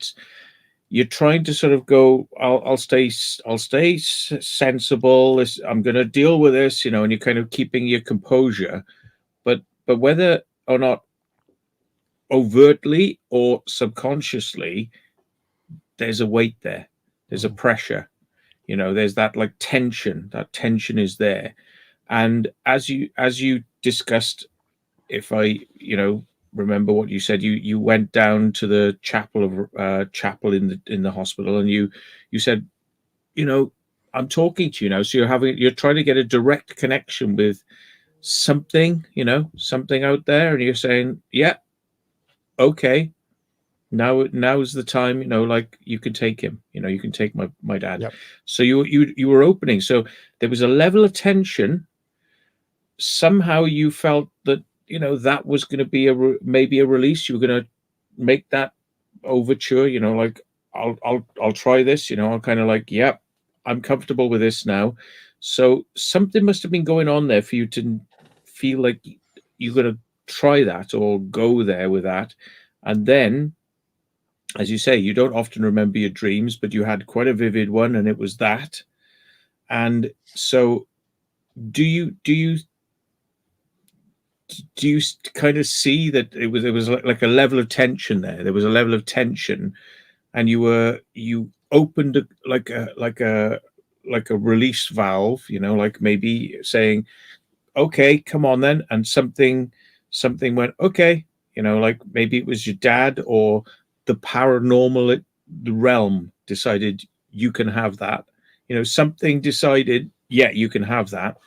But there was a level of tension there that kind of precipitated it. I'm not saying that this is always the way it has to work, but there was a level of tension. You were asking for questions. It was almost like as if maybe by asking, you can take him now. It's like, it's almost like saying, take the weight off my shoulders, Yeah. Take the weight, take the weight off my shoulders. I don't know what to do. That's a possibility. Yeah. I don't know what to do here, like, help me, it's like that kind of, that's what people do, isn't it? When they kind of pray, they kind of say like, help, I really need some help here, Yeah. And then something happens that gives you a confirmatory experience, which is very nice, that happens, and so are you quite grounded when you go to these places a lot of the time, or do you go into these buildings like scared? I'm just wondering, like, maybe you're like me and you're not scared enough. I'm kind of like, yeah, I don't care. So, just before you guys go on, sorry, I gotta head out, unfortunately. Okay. But, okay. you guys have a good conversation. Have a good night, everyone. Take All care. right, all right. I hope we all didn't right, touch any No. any ground. No, He's got to go. No. Okay. There's something came up. I have to leave, unfortunately. Yeah. But Okay. you guys go on and All have right, this conversation. I'll listen to it later. Okay. All right, Alex, take care, Nice to man. speak to you. Nice to Yeah, speak nice to to you. speak to you Alex. guys. Bye. Cheers. Yeah, no, I hope I didn't say anything. No. His daughter's. Oh, okay. Yeah, he's sure. turned to his daughter. Okay, I was like, shit. I hope I'm like wrenched up some sort of like, oh shit, you know. No, everything. Yeah. Good, everything Okay. good. No, Yeah. he had to. Mm. She's quite young and she's rambunctious. Demanding. So, yeah. So, I don't understand. Hey, Dinkum, how are you? Good to see you, buddy. All right, Dinkum. Yeah, Dinkum's in there. It's kind of weird with him because I honestly I've never seen somebody just, I don't want to say deter the ghosts, if you will. I don't know. It just he's never really had. Yeah, but maybe somebody who's quite grounded in the way they think is kind of like bleach to ghosts, you know. Could be. You know, it kind of like it does kind of, maybe the ghosts I do. Yeah, here we go. Right, I do believe that people who don't believe in ghosts, won't experience ghosts a lot of the time, because not only do they not believe in them, they don't want to see them. It goes along with the territory. It's like, hey, I don't believe in that. That's bullshit, which means that you don't want to see them as well. It's kind of like, you can't say, oh, I'd really like to see one, but it's all bullshit. Those two things don't go together. Yeah. So it's kind of like when you surround yourself with that kind of aura, that kind of magnetism or electric field or soul energy, I think you push your way through the paranormal world and it doesn't touch you so much, you know. When you let your guard down, like Alex seemed to do in that moment, it was like, you know, I know Dad's gotta go. He went to the church and he maybe let his guard down. I'm not, you know, because I'm painting a picture exactly. here. I'm painting a picture which maybe isn't how Alex feels about it, but it's almost like as if when he let that guard down and suddenly that bubble of like bleach or protection, you know, it's a protection mechanism that people who don't believe won't believe. They are setting themselves up not to experience because they are fully not wanting to believe. So therefore their reality and their experience will be, I won't have that then. You know? Absolutely. No, I agree. And you know, and it's good because I mean it's a different perspective, right? It's a different perspective. the fuck just happened? My phone just like started taking voice commands, even though I've turned off Google so it can't do that. What the fuck? There we are. Is it? That's weird. My phone just went like giving you the answers to all the questions ever asked. Yeah. But maybe that's my spiritual thing of saying like, yeah, you're on something, Matt. You're on something. You know? Yeah.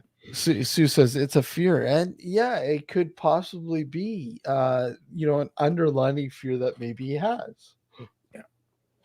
Those that don't believe will do everything in their power to reinforce their force field where they cannot experience.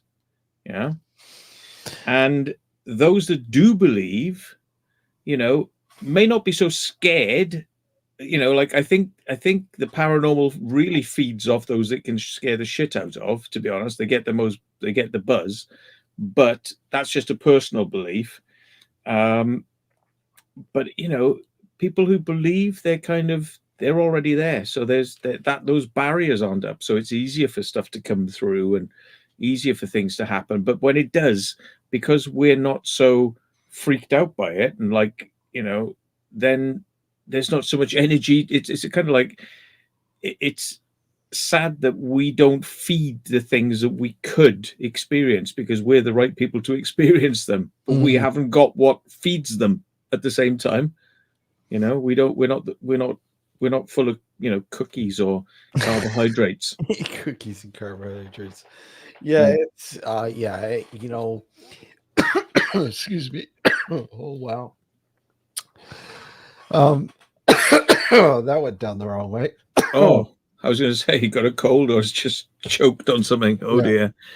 Oh dear. I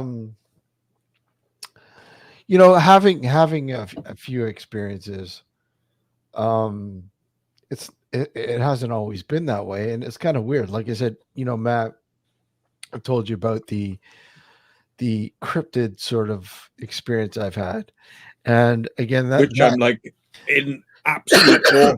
That is an awe-inspiring experience. yeah, You know, like I said, hey, Green Diesel, how are you? especially because I love werewolf stuff, and you're like, Yeah, like I said, you bloody, you bloody saw something that might have been one. If I wasn't open to this sort of thing, and that was a normal person, I mean, it probably would have been a different encounter. But because I'm open to that kind of shit, the thing is, I just I don't know. I mean, I've you know, experience with that kind of realm, if you will, and you know, and the environment and everything else dictated to me that this shouldn't happen. Yeah. This doesn't make sense. This Nothing about this is making sense. Why is this thing standing up on its hind legs and literally standing there for a good almost 10 minutes? It didn't make I'm glad you prefaced this because I was thinking a lot of people is like, what the hell's he on about? Yeah. You know, and we're talking about what I initially thought was maybe just a coyote or something like that. But you know, canines, they can stand on the hind legs, but not that long. Short, if anything. And I'm like, okay, this doesn't make sense. You know, you know, I'm standing there and going, okay, what the fuck is going on here? This is just way out. Okay, this doesn't make sense. I'm not moving because I don't know what that fucking thing is. Right? I'm gonna let that thing make the first move, and of course it drops down and takes off. But I at the same time, Matt, I didn't feel threatened.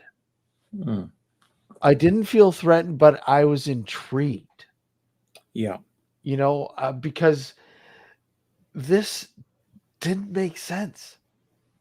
It just, what the fuck am I experiencing here, man? Like, I mean, what is going on? And it's still, to this day, it's the same sort of resonation.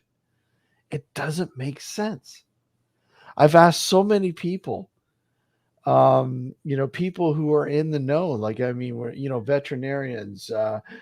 I even talked to a person who worked in a zoo. I talked to, you know, I said vets, hunters, people who are, you know, in the well versed in the air in that particular area for animals, and none of them could come up with an answer other than a mangy bear. And I'm like, that was no bear. There's absolutely no way in the world that was a bear. And when they stand on their back legs, because their legs are quite thick, you know, they walk like, you know, an overweight person, don't they? They sort of like blob blob. There's a kind of like a they don't walk like a canid up on its legs, which are spindly and can move quickly. Yeah, there's kind of like this, you know, there's kind of a sort of forced kind of like get this side over, then get that side over, then get this side over. Like, you know, dogs can kind of be straight and they can kind of be running and they don't they don't gate over, you know. Yeah, that's a bear. You can tell a bear, You could tell. Absolutely, and because of how narrow or thin this particular thing was, even if it was a mangy bear, it was an awfully sick bear. If that was the case, Yeah, you maybe not the type of thing you'd be expending energy standing up straight. If it was that sick, it wouldn't. Yeah. And there are no bear in that area. None. I mean, that's not to say there's ever been a bear that's wandered down that south, but there's no bear natural to that area. So I mean, I'm thinking, okay, natural that area. But like I said, I equated it to and compared it to a incident that happened in 1978 in Toronto. It actually hit the front page of a major newspaper in Toronto. They coined this thing the Toronto Tunnel Creature. And when I saw the artist rendition of this, I'm like, holy fuck, that looks like exactly what I saw, minus the glowing red eyes. I didn't see glowing red eyes. But I'm like, shape-wise, head-wise, body-wise, this thing looks the same, and we're talking about 30 years later almost in a totally different area. But then I'm thinking, okay, sewer system, and Yeah. we're in an area where there's runoff under a bridge. There was a tunnel system for runoff, and that tunnel system, God knows how far it runs.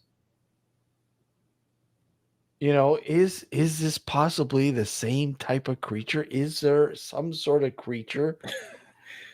Or in the X-Files sense, is it the same creature? Is it the same creature? The same creature. Exactly. But it comes out every 30 years, feeds, and then goes into hibernation. So it's been here for hundreds of years, and there's many stories of it reappearing over the years. I know. There was an X-Files episode like that where creature had been hibernating, comes out to feed every the 50 years. The dude that grabs the newspaper clippings and makes a fucking whatchamacallit, what am I thinking? A cocoon. Talking about that episode? The guy with the green eyes? Yeah, there was I can't green eyes or whatever. Yeah. Was he almost like vampiric or something, but like Something he'd been yeah. 15 tentacles and a nice pair of shoes. That episode. Nice But I mean, it's just one of those things that you go, what the fuck? I just can't make heads or tails out of this. Green Diesel says, cocoon fucked me up. Just don't go in one. It'll turn you into mush, mate. Just don't go in one. Oh fuck, I haven't seen that in eons. That movie Cocoon, holy fuck. Yeah, that's a weird thing though, isn't it? It's like a creature that's out there living, and then it builds a thing, and then it turns to mush. So it's like, what is it? Is its brainstem still there, but the rest of its body turns to mush, but it's like a little brainstem, and it's like, I will regrow me better, or is it what? I don't know. I have not learned enough about it. It's like, does it just turn to mush and just like reforms, or is it like little brain cells like reform? I'm going to become this new thing, and it's like the brainstem is like, I'm asleep now, but just keep growing, just keep growing. Little like spinal cord or something, it's still there, wiggling around like. That's it's totally screwed up, man. Weird. Beyond weird. Yeah. Beyond. But I mean, like, how many people do you know that had an experience something like that? I don't know anybody who's experienced a cryptid like that, sort of that is a first, and I'm very interested by it because I love those stories. They fascinate me, those particular types of stories. And you're the first person I've ever met who's had one like that. Yeah, it's Yeah. Fucked up, man. I mean, I've told the story to, Linda Godfrey. Yeah. I told her about it, and she was so fascinated. She's like, "Oh my God, it sounds like something close to the Michigan Dog Man." And I'm like, after reviewing some of the stories and experiences in that realm, it kind of, well, hey, I mean, is this a thing? Mm. No, it quite possibly could be. Who knows? You know, you hear what they say. It's similar. Yeah.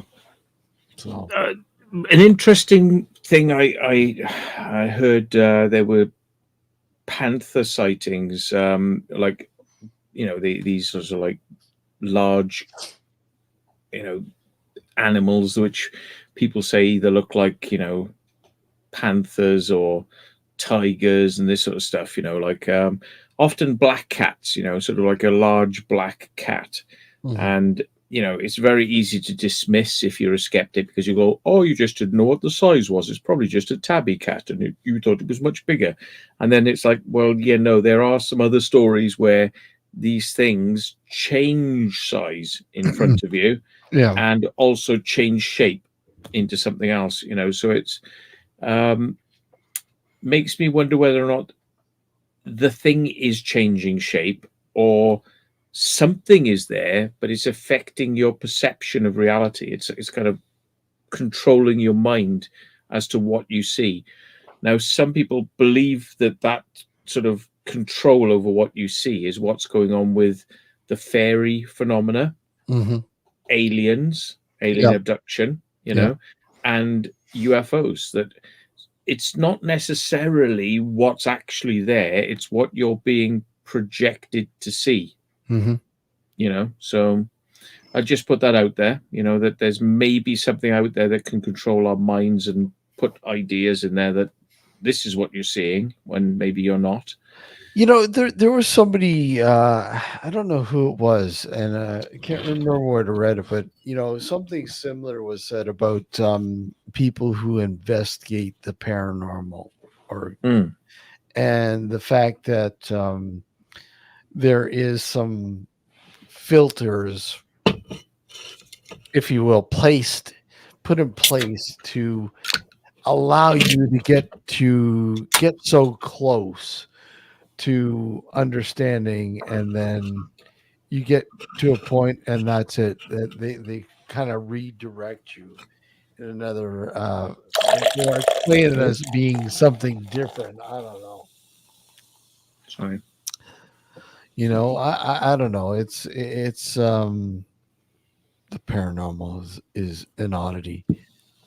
It Yeah, is. well, I was very fascinated by a book called Perceptions by John Spencer, Yeah. which like Passport to Magonia, by Jacques Vallée, Yeah. similar sort of thing. It's kind of like different people are experiencing different things, Mm-hmm. but where's the experience coming from? And John Spencer was kind of big into the idea that this is some sort of like perception control.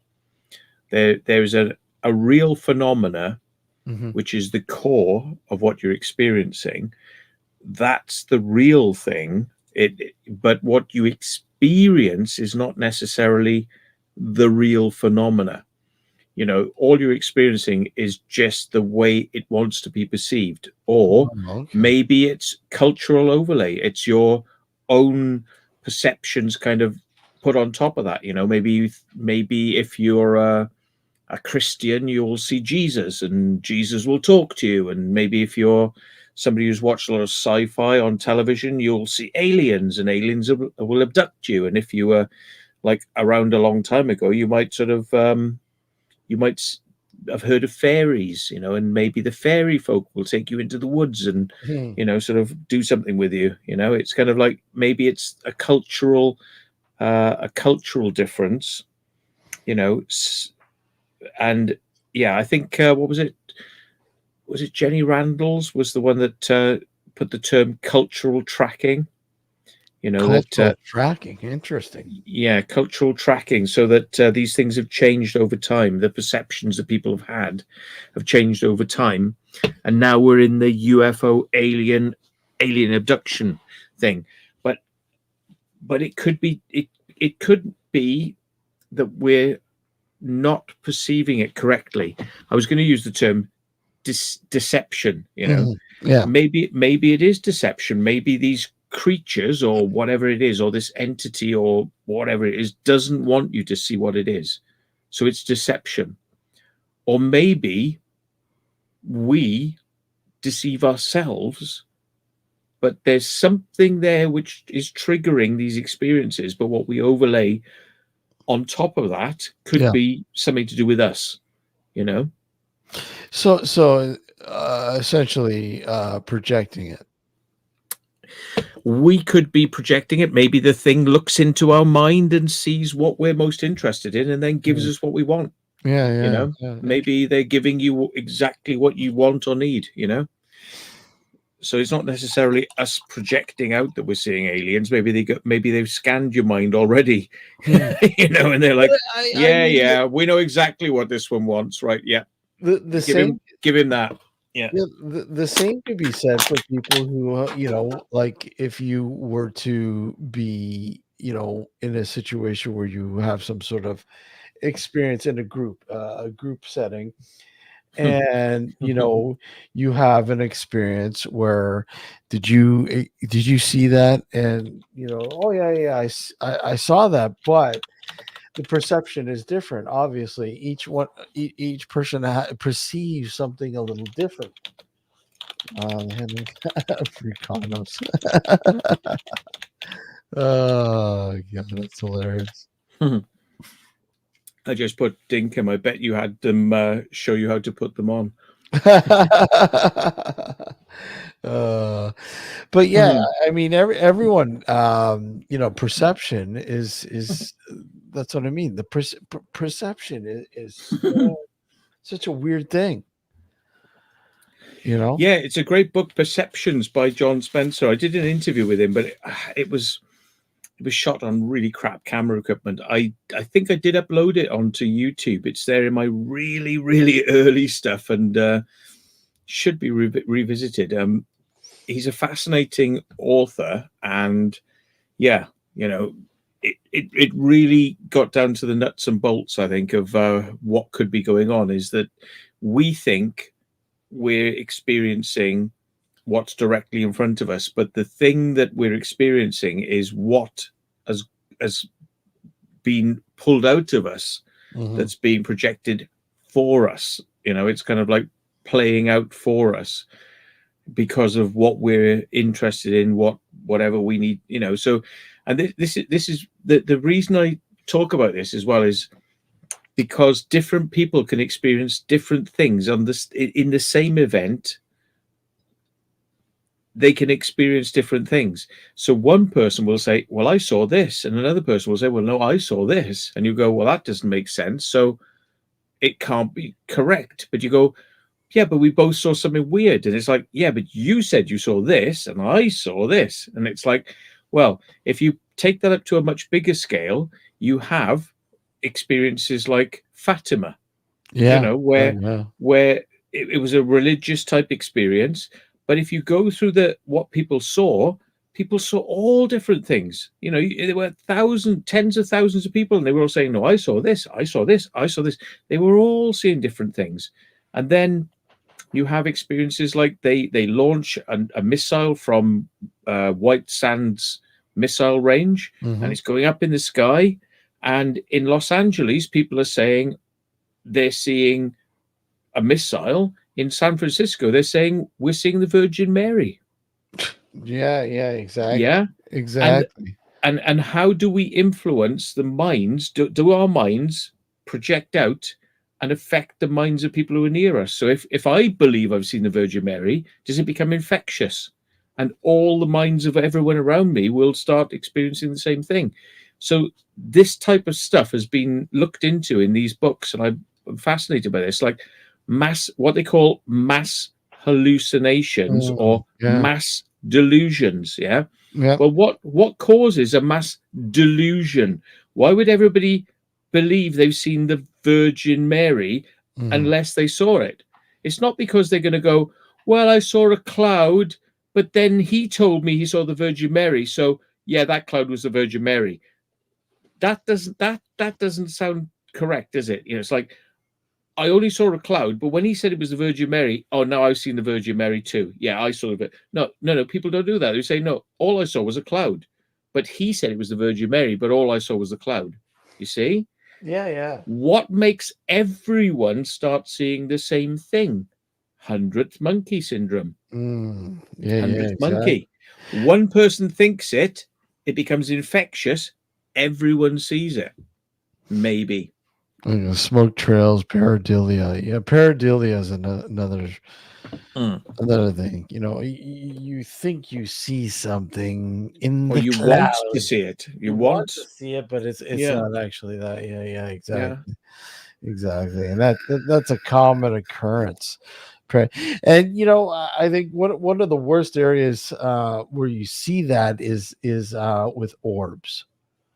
And people will look or will look in a picture of a house and look in a window and see what looks like, oh, that looks like a person, but when you look at it, it's just it's nothing. Yeah. But the thing is, the way the shading and everything else is in that windowsill, it kind of makes it look like it's a person, but it's not. Well, the thing is, it must be an indication of the fact that there are a lot of people out there who are distrusting of the government, but listening to all this UFO stuff on History Channel, and they're going like, whoa. So they are looking, but then they pounce on things that are actually quite flaky, maybe the orbs and maybe the chemtrails. I'm not a great fan of chemtrails myself, to be honest, and I'm not a great fan of orbs. However, you're talking to a man here who saw a tinfoil UFO which somebody had made. He said he was having experiences and he made this tinfoil UFO, and through my night vision I could see a flashing light on top of it. I thought it was an LED. I just thought it was part of this tinfoil UFO, and then it took off and flew away. And I was like, and I was like, well, hang on, his story sounded a bit hokey, but he did have photos of he say like the energy came in from this part of the room, towards the UFO thing I built. I was told to build this UFO, and then like I took photos and there's like a shadow. It's like, okay. I was like, yeah, but is he faking it? Is it just a trick of the light? Yeah. And I was like, skeptic. And then he put this UFO down. He's like, all right, I'm going to invite them now to come and sort of like show themselves if they can. And I'm looking at this LED going like, oh, he's got an LED there. And I'm like, I said, so is that an LED you got on the top? And he's like, no. And I said, what, you haven't got an LED? I can see it quite clearly. You have. You've got an LED on the top of it. And he goes, no, I haven't. I said, yeah, but you have, though. You've got a like flashing light on the top of it. He goes, no, I haven't. I was like, well, I said, I said, showed my mate. I said, look at this. And he's like, looked at it. And he's like, oh, he could see it as well. And then he handed it back to me. And as like, and they went, whoop, and took off. And it's like, what the fuck? Now, this is this is what I would have classed as being like crazy story, crazy person, not literally, but it's like very hard to take because it's like aliens told me to build a UFO, so I built this tin foil thing. Yeah. And you're like, okay. And it's like, a lot of people can't draw well, and a lot of people aren't going to make a tin foil UFO well. Yeah, exactly. It was like something that probably wouldn't win first prize at a science fair. Let's put it like that. Yeah. But like, he has got these strange photos. His family were highly religious. And I thought, well, there's a factor. It's like right there. Yeah. He's rebelling against religion, asking questions, and suddenly gets messages from the aliens. And then we're out and we see this like little ball of light flying away. I'm thinking, he probably is in touch with something. He's not lying now. I'm like, okay, he's not lying. There's something going on. Don't know what it is. Is it alien? Is it paranormal? Is it ghosts? Is it Like, what is it? I don't know. I don't know what it is, but I think he's not lying. Interesting. So, yeah. Interesting. Mm. Yeah, that there's so many stories. So many stories. And you know, everything from, somebody who claims that they were possessed by a demon, or you look at one of the more notorious sort of demonic sort of possessions, or thought to be in what was that woman's name now, the German case. Oh God, what was her name again? Her, Mein Fräulein Eva Braun. yeah. And her doctors were saying that she's literally insane, and she was showing abilities, unusual abilities, number one, blurting out Latin, and she didn't know Latin. And she was increasingly becoming very sick.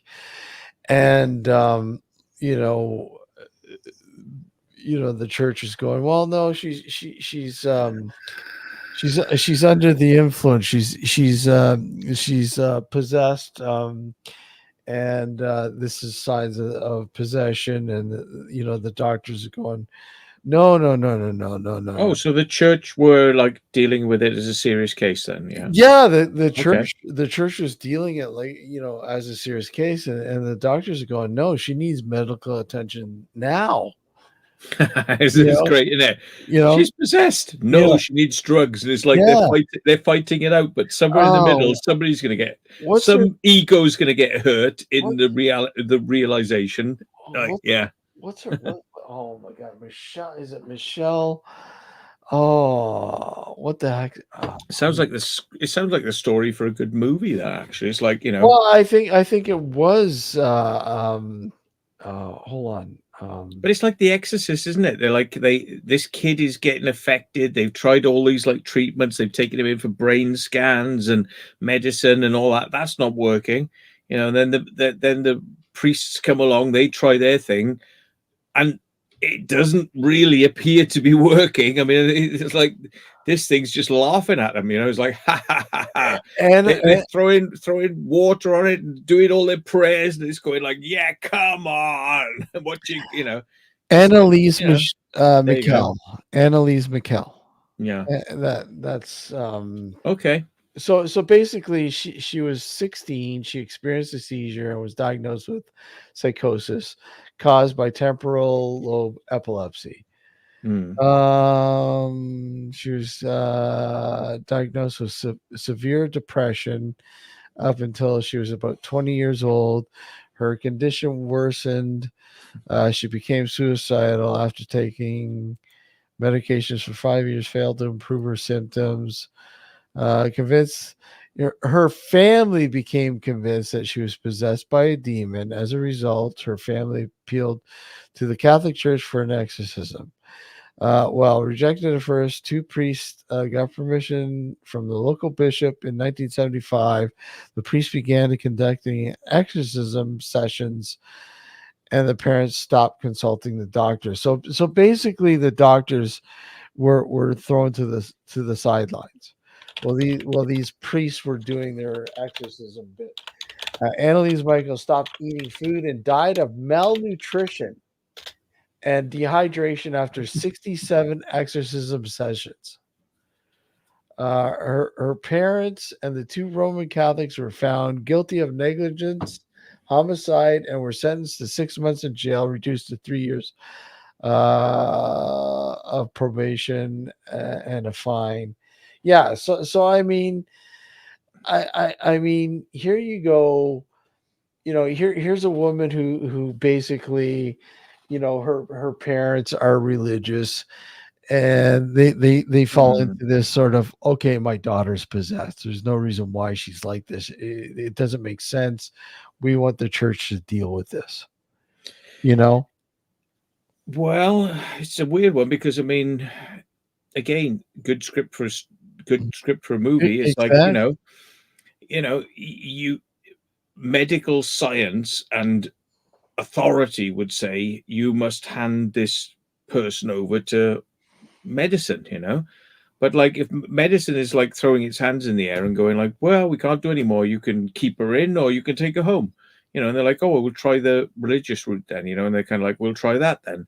And it must have been stirring something up for it to go on for that amount of time, with this stuff that they were trying to do and whether it was working or not working. But like, she died, but then you can imagine that she could have easily died if she was in hospital too, because it's just like something they couldn't treat, and same way with the priests, maybe if it was a real demonic thing, then maybe not all of them you can treat, you Yeah, can't, exactly.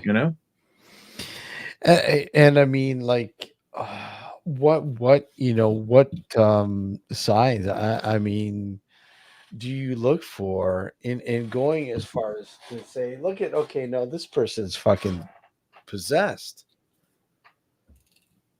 and the medical community saying, no, she needs help, or they need help, I mean, the obvious answer is like, well, the two of you should work together, but it's like they're not going to allow a priest to be in there doing shit in a hospital. Exactly. But like, it sounds like they need hospital treatment. They need IV. They need saline. Like they need to be hydrated. But at the same time, they probably need a demon removed from them. So like, it's like, how do you get the two in the set? Because like, they're going to go, you can't be doing this religious stuff because that's what's affecting us, so we have to take her away from you. And then the priests are going to go, no, if we don't take her back to do the religious stuff, medicine's going to kill her. And they're going to go like, well, you're just feeding a medicine, but that's not going to solve the problem. So you've got these two clashing societies, like going, what the fuck's going on? And in that scenario, I think it's actually quite unfair that they were prosecuted like that, because it's a clash of two worlds. It's like theology versus science. And, there was a fight going on for control of that person, I would have thought. Like here, I'm just here's I'm gonna pull up a picture of her, like before and after. Hold on. Let's see here.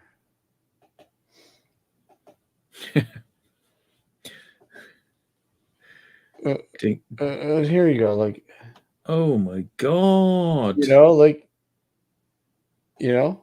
oh, it's grim.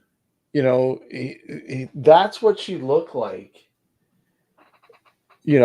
beforehand, and then this is what she looked like near her death. And this is after going through what many speculated as severe mental, abuse. Yeah. Severe mental abuse. And that's like, I don't know. It's, well, illness can take a toll, and you will end up looking like a skeleton, and quite deranged in some ways. It can kind of look like that. That's what illness looks like. It's but what the source of it is the interesting thing. It's kind of like, clearly they weren't able to save her, so they can't claim credit for that. But neither was medical science, which, to be honest, I think medical science, a lot of the time, it's kind of like they're just throwing stones in the dark, It's like, which one of these drugs might work? Yeah. You Yeah, know? it's sad. Like I Yeah. mean, you like there's so many pictures of her um during her treatment, if you will, and it's just so sad to see. And you know, we're looking. This happened in a German. She was German, so I mean, people were very, I think it was like 1976. She passed away. Yeah. I You was know, I was tempted to make some jokes, but yeah. no, no, no. But I mean, it's sad. It is, yeah. I mean, when you look at people who are highly religious, I mean, when do you start to sort of break that presence, of religion being the end all be all, and seeking some sort of medical attention? Realistically, she needed that medical attention. I think that's the thing. She needed medical attention to Yeah. support her, but she may have needed something else to get her through the mental problems. And it's like, what has psychiatry got? It's got chemical kosh, knock you out, you'll Mhm. wake up tomorrow and you'll feel better. Yeah. That's kind of all they've got. There's kind of like, oh, we can mood enhance you so you Mm. feel all happy, but does it fix problems? No, no. Does it fix an underlying problem? Like if somebody's got like a brain lesion, like something that's going on inside their brain which can't be detected. Well, you can give them drugs to make them feel happy, but they're still going to Yeah. go down the hill.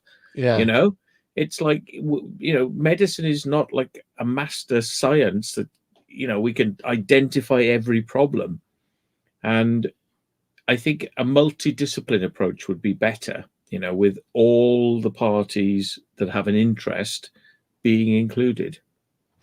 Yeah, it's a scary thing, but I mean, I'm sure her case isn't the only case out there but that was Mm, obviously the more notorious one that people will kind of refer to when it comes to how far exorcisms and possessions will go, and the realism.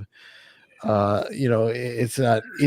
Are they actual demons? Who knows? But the thing is, what's demonic is what people are doing to these people. Is that's the demonic sort of aspect of things. But well, I would think it'd be great for a scientific experiment because you could just have the priests in the next room, and Mm. when they're doing their ceremonies, if the person is freaking out when they don't even know they're in the next room, there's an interesting test. Exactly. But again, science versus religion, they will not mix. They will not allow. They won't. They will. No, No. no. Get out of the hospital now, or we'll have you removed. Yeah. Exactly. That type of scenario. Yeah. Yeah. Mm. Sad. Very sad. Very sad. Well, I think that's about it. Matt, gonna call it. Um, I've but got 3/4 of a pint here. I'll let you you know what? know. We'll go until you finish, then, buddy. How about that? Oh, I'm gonna start drinking very slowly now. Yeah. Right. But yeah, it's Tell him in the comments if you want him to go on longer. Give him some support. Yeah. Please stay on, Steve. Give him some. no, Give him Steve. some. No, Steve. No, Steve. That was before I even said it. Yeah, we I are. know. Yeah.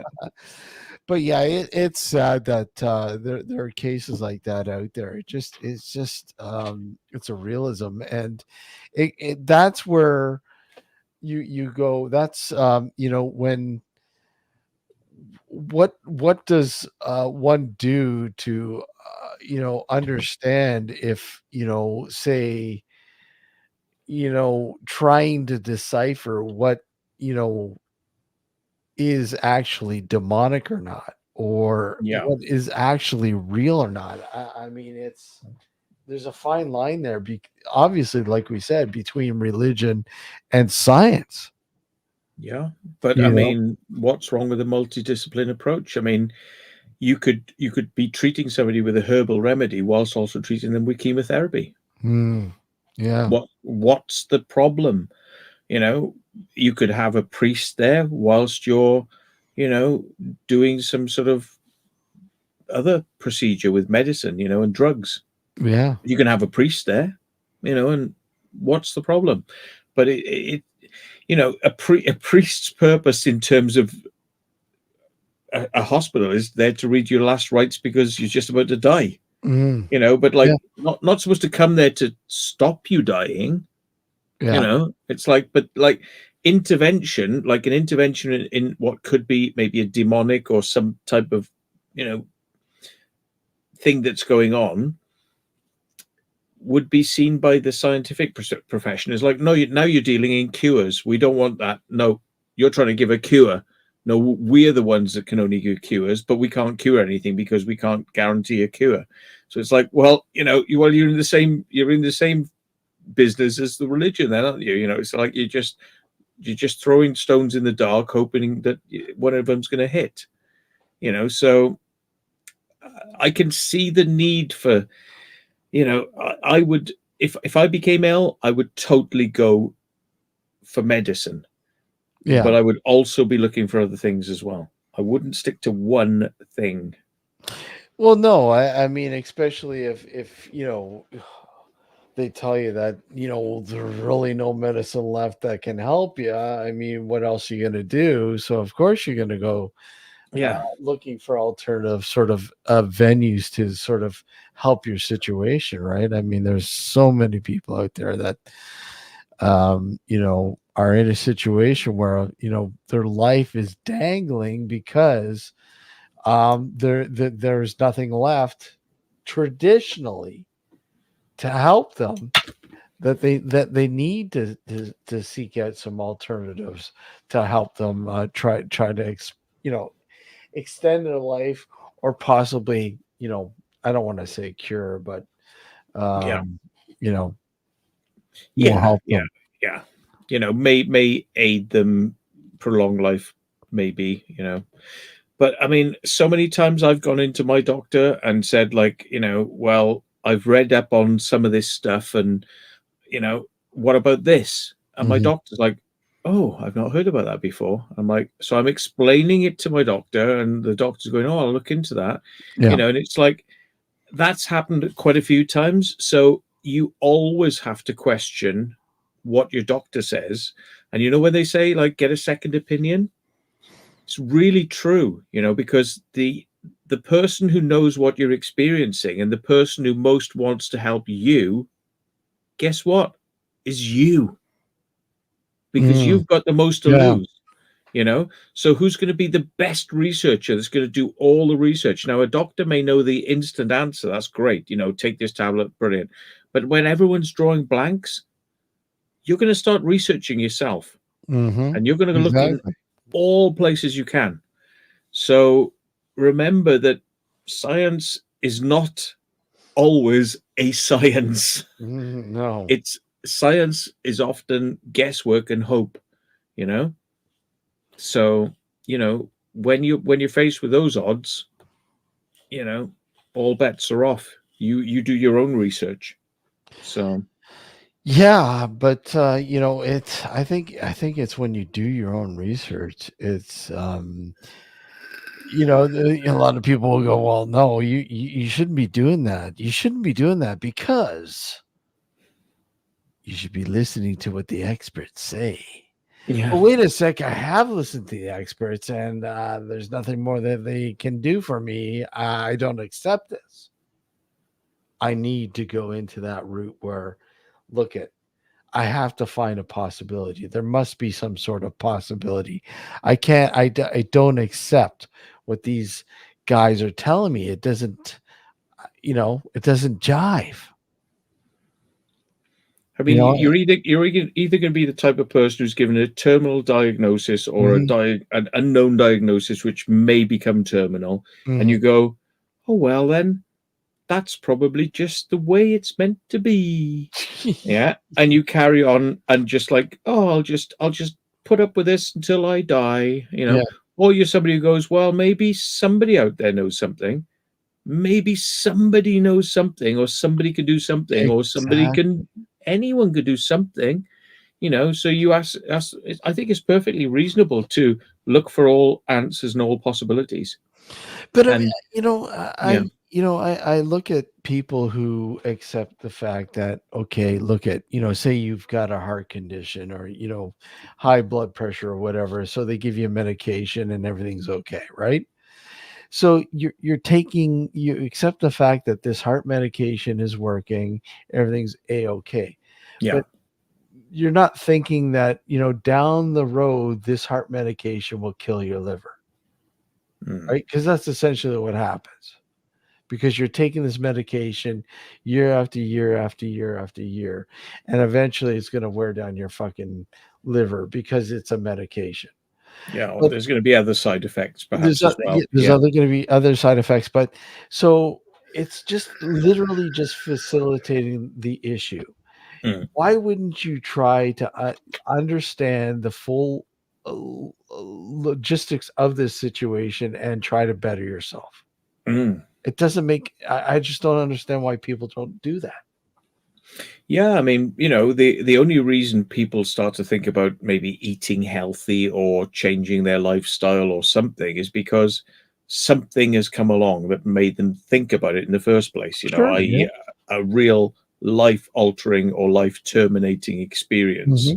And then they suddenly start thinking about it. And maybe there are things, maybe those drugs won't work forever, but those drugs with maybe a healthy lifestyle, maybe healthy eating, maybe a healthy outlook. And that outlook could be mind over matter. It's like the way you think about what's going on. If you can come to terms with things, then maybe you will be able to heal yourself better. If you can think better, True. But that's not something the medicine won't take. Your doctor's not going to take you aside and say, well, maybe we can do some sort of like relaxation therapy here, or maybe we can get you zoned in on ways to feel comfortable and heal yourself. And no, they go drug, knife, drug, knife, drug, knife, drug, knife. Yeah, that's it. From a psychological point of view, they'll go, oh yeah, we'll listen to what you got to. Yeah, we'll listen. I'm listening to you. Yeah, I'm listening. I'm listening. Oh, you've died now, right? Okay, well, thanks for the business. I'm finding a lot more doctors now, now more so than ever, aren't. For instance, if you have, say, you're developing high blood pressure or your blood pressure's fluctuating or whatever, and the doctor will go, okay, well, look, I don't want to put you on anything right now. Let's see how it works out. Where automatically before they would automatically put you on a medication, and that was the end story. And might alter that medication down the road as you get older and things may not be working with that particular medication. We'll switch you and put you on this fucking medication, whatever, blah, blah, blah. But I'm finding a lot more doctors are a little bit more reserved about fucking putting you on medication until it's absolutely necessary. Yeah, because one medication leads to 2, leads to 5, leads to 20 a day. Yeah, exactly. Yeah. And people don't realize that. People, they automatically assume that fucking medication is the end all be all. And that's not the case. It's just facilitating the issue. Yeah. It's not a cure. Yeah. And people are treating Band-aids. Band-aids, not cures. Yeah. Yeah. And people are treating it like it is a cure. Oh my God, this is the best thing. Thank God. I mean, I do think that medicine is really important, and it can fix things really quickly that are really obvious, and you and I would be sitting there dying, if we didn't go. Yep. So you do need to do that, but you also need to look at maybe why have I got this, and what does medicine say, and what do alternative things say about this? What else could I be doing to bolster my system in addition to the medicine? Which is providing the temporary fix. It's kind of like, if something's happening, it's usually, well, I mean, unlike an infection or something where you can kill it with an antibiotic. It's kind of like, if you've got an underlying issue which is going to come back and back and back, what can you do to get rid of that so it's less the next time, rather than being more the next time? There are other things you can do. Well, medicine only seems to be interested in dealing with we'll fix this now, we'll put a band-aid on it, but it'll come back, but we'll deal with it with a bigger band-aid and a bigger band-aid until end up looking like the Mummy, from that really cheesy movie with a bad CGI. Exactly. Scorpion claws. Yeah. and that's the thing, exactly. And that's when you're you've been on every fucking medication, and all of a sudden they tell you, well, unfortunately none of the medications are working because you've been on all these medications. Now you're immune. You're not necessarily your immune system. Your immune system is weak, but you're fucked. But I mean, if you look it up in the medical dictionary, right, under F, yeah, fucked. Yeah. But I mean, like it's like flinkadencia, fucked. Fuck it. But it's like, fucking, it's this particular thing that you've been, virus or whatever you've been fighting off with all these medications, have now gotten to the point where they've all sort of, they're drug resistant. They resist everything because you've had everything and now it's resisting it. Yeah. Or even if you didn't have it, you did by proxy because you were eating it in your meat and all the other things that had it in it that they didn't tell you about. Yeah, exactly. True. Yeah, true, exactly. Another way. But yeah, how the hell did we get down this route? I don't know. We were on UFOs and ghosts, and now we're talking about drugs and medication and drugs, and they're trying to kill us with our food and everything else, and our food is killing us. Yeah, food. Yeah. But it's not so bad. Like the food isn't so bad over there, though, is it? I mean, like from what I understand, you guys, I know the EU, but I don't know about the UK. Have pretty much like banned a lot of GMO shit.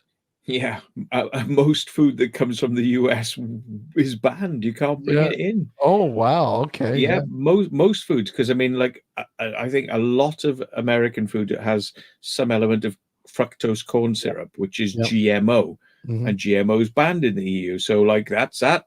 Well, milk, well, it's got bovine growth hormone in it, so that's not allowed. So no cheese can come in. No products that have got cheese or anything like that. And you got eggs. Well, you got what they give to the chickens. And it's like, nope, you can't have chickens. So you can't have any foods that were made with flour with egg, flour with cheese, flour. All these products. It's basically like there's nothing that can be imported from the US that's safe. Well, in the EU. You look at a lot of the food, it's just absolutely horrendous. Hey Mick, how are you? Good to see you, man. Yeah, it's horrendous. I mean, you look at everything from BHA to BHT and all these preservatives and shit like that. It's just and here they're a little bit lenient towards it, but they're banning it. But in the U.S., it's no. I don't know what you're talking about. It's fine. There's nothing wrong with it. No, it's a total free for all in the United States. Yeah. And in a local supermarket, they had a packet of Cheetos, and it was £5.99 for a packet of Cheetos. Wow. I was like, I said, I think your price is wrong. It's £5.99. He went, oh yeah, they're imported. So I looked at the back of it, and it went corn. And I went, if this is imported and that's corn, it's GMO. If it's Yep. GMO, it's banned in the EU. You shouldn't be selling these. Yeah. I just handed it back to him. I was like, this is illegal, mate. Yeah. And then when I came home, I looked at Amazon and they're all doing it. They're all like £14 for a packet of Cheetos. And it's like, it's illegal. It's totally illegal because it's not allowed, because there are products in those Cheetos which are banned because they're carcinogenic. Hey, Jeremy, how are you? Yeah, exactly. And you guys have you guys are pretty strict with that shit over there. Like very strict. Well, not as strict as we could be, but yeah. No, but a lot more than America is just like the Wild West, like anything goes, Well, you look at any corn product, it doesn't matter, corn. Yeah. Complete GMO now. Yeah. Complete. I mean, you look at the first modified food being peanuts. Mm-hmm. And you look at what's happened. You look at what's happened to society since it's become a genetically modified food, peanut allergies and so on and so on. Something that was never heard of before. Yeah. I haven't finished. I've got a quarter left, but I tell you what, I'm crossing my legs yet. So can I pop off for a second? Go for it, Matt. Thank you. But I mean, you look at all the problems that people have with peanut allergies. I mean, peanuts will get those bans lifted. Yeah, Trump. Oh God, can you believe it? Can you fucking believe it?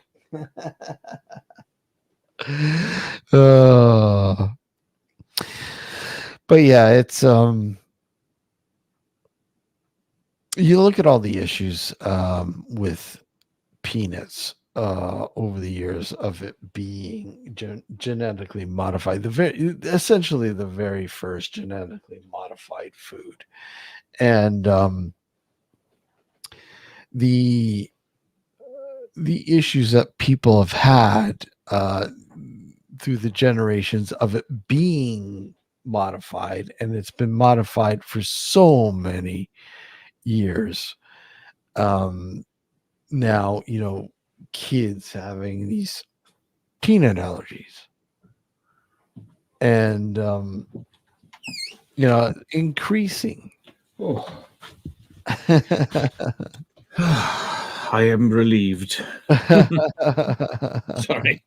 Been crossing my legs there for about the last half an hour.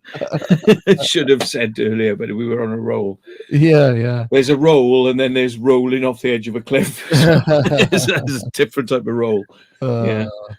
But yeah, no, I just just sort of going on about the genetically modified food shit again. But Frankenfoods, yeah. Frankenfoods, yeah. It's not good. I mean, America, I got to be honest, is bad. China, off the scale, yeah. I mean, like you can put poisons in foods as long as it doesn't kill you. Now, today, they don't give a shit. America is like pretty bad, and cosmetics as well. Like there's no regulation on cosmetics. They can put chemicals and things that cause cancer in cosmetics, and it's just not even checked because it doesn't have to be. It's exempt. Yeah, one of the biggest issues, like I said, one that I mentioned, BHT is and it's in food, and primarily in American, and even here still in Canada, cereals.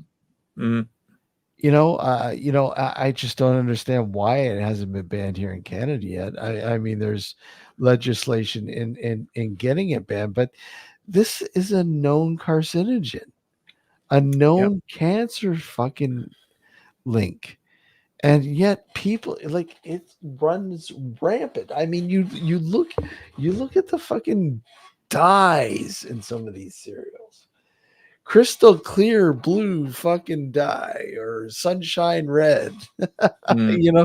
They give these pretty names to these fucking deadly dyes. Yeah. I mean, you know, we're taking all these drugs. We Yeah. pee them down the toilet. Mhm. They go into the water.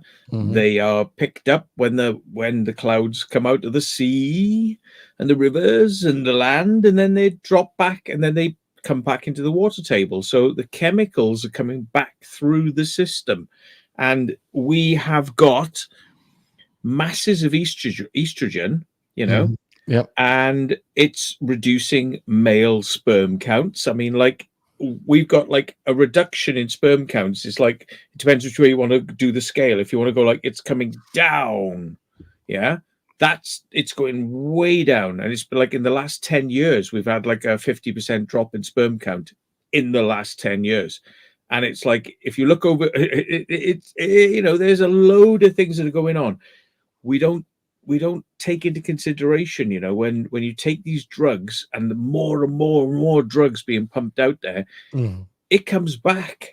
Yeah. So even if you don't take those drugs, you are anyway, because they're in the water system. There's like, you know, glyphosate, which is the, like, you know, there you go, GMO corn. Well, it's all grown with Roundup, you know, like, and Roundup is glyphosate, and that's all in everybody. Everybody's got glyphosate in them. We've Yeah. all got it in us, and it's a cancer agent, you know, and yet America won't ban it. EU has banned it, you know, but America's like, no, there's no evidence. There's no evidence. No evidence. Well, there's no evidence. Cancer, you know, cancer is caused from cigarettes. There's no evidence. But then if you go along, there's no evidence. Then there's no evidence we went to the moon either. And there's no evidence that we're being abducted by aliens. There's no evidence. There's no evidence. There's no evidence. There'll never be any evidence for fucking anything. Well, if you go down those sorts of avenues, there's never fucking. They're smoking guns all over the place, but there's never any evidence for anything. You look at even now with bottled water, or even tap water. But they're saying they're saying bottled water now. They're saying it basically has microplastic beads. Yeah. In all the water does, I think. Yeah. All water, but especially now, bottled water is even worse now. You know, and we are ingesting this, God knows, for how many years now. I mean, and what it's actually going to, and what it does cause. Yeah. You know, take care, Dinkum. Thanks for popping in, buddy. Take care, man. Yeah. Dinkum's going, so close the door on the way out. Yeah. Yeah. Filthy Salpatino. Yeah. But yeah, it's just I don't know. I mean, I like what is MSG over there? Is it banned over there? I mean, do you guys? No. You guys, Heavily used, but you know, some brands are saying, "Oh, we'll use less of it because it was called out." But like, it's called out but being forgotten about now. You know, it's like I was saying, Domino's Pizza. I had my first Domino's Pizza in like 10 years the other day, maybe 10 years. And I thought, oh, well, you know, like I'll just go and have one for a laugh, you know. And I was looking at it. It's like, you can have a £9 large pizza, or you can have a £12 large pizza. I'm like, well, hang on. There's two different prices for the large pizza here. Or you can have buy one, get one free large pizza for £24, normal price £48. What? But I'm like, hang on. You told me I could have one for £9. Two of those is £18. But you're saying I can have a deal of £23, probably £24, £23.98, right? Which is normal price pound £48. Do they think people can't do fucking basic math? I know, yeah. It's like, I'll just have the £9 pizza twice then, please. It's £18. I'm saving money on the £23 for two pizzas, which was normally priced at £48. It's like these fucking they're dealing with this food like they deal with a sofa bed. They go, it's normally £1 million, but today you can have it for just 500. reduced from 1 million. Even those 2 pizzas for 18 pounds, Matt. Fucking You know, what the you know, fucking you know, yeah. you know what that would cost me in Canadian dollars? I'm imagining about $40. About $40. And you would never pay $40 for 2 fucking pizzas, would you? Exactly. That's what I'm saying. What fucking planet are they living on? And if there's some fucking morons going in there going, yeah, I want to pay for the £23 for the 2 pizzas. It's like, didn't you scroll down to see they're actually £9 for a fucking large pizza, you dickhead? They're like literally trying to catch people out. Buy one, get one free. So you think you're getting a deal. But it's actually worse than if you buy a single one. What the fuck? Fuck Domino's. Anyway, the reason I got into Domino's is because their main ingredient is monosodium glutamate. You know when they pound the pizzas out, the dough, yeah? Yeah. Yeah. That's monosodium glutamate. They spray out on the table, right? And they pound it out. That's MSG. They're pounding it out on, yeah? Yep. And the company that owns Domino's is called the MSG Group. They're not even trying to hide it. No. If you bother to look, they're actually going, we're selling you drugs. Well, I mean, the same could be said for aspartame. Yeah. Right. And what was it? The Japanese company that invented aspartame. I thought they were supposed to be changing the name. It was Monsanto again that did fucking Roundup. They invented aspartame. Yeah, Monsanto. Yeah. Yeah. Fuck. But they knew how dodgy it was, so they sold it to PepsiCo for $1. Yeah. PepsiCo span it off into a separate company for limited liability, and then they went forward with it. So it's like if that company folds, it doesn't come back on Pepsi, it doesn't come back on Monsanto. Yeah. Yeah. This is how criminals, they go, I might have broken into your house, but I'm going to sell the fact that I broke into your house to a different criminal. Yeah. I'll even give them the floor plans. Yeah. I'll sign the pink slip over for this criminality to another criminal. It's okay. It's perfectly fine. It's all legit. Nothing to see here. It's fucking amazing. It just is. It's really amazing. But yet that's and people don't realize that's how these guys do it. Yeah. You know, all the work of Satan. It's Satan is infecting our foods, and we love it. Come on, I enjoy diving in. You know what? I prefer buying a bag of crisps from the UK than a bag of chips here. I do. You know, something about British crisps that are just so much more. If I'm gonna buy a bag, I'll buy British crisps or a bag of Space Raiders. Yeah, they were selling Lay's crisps on Amazon. Lay's crisps are an only American brand. You can only buy them in America. They're Walkers, yeah, because they've got the same design. Well, Lay's bought out Walkers. Yeah.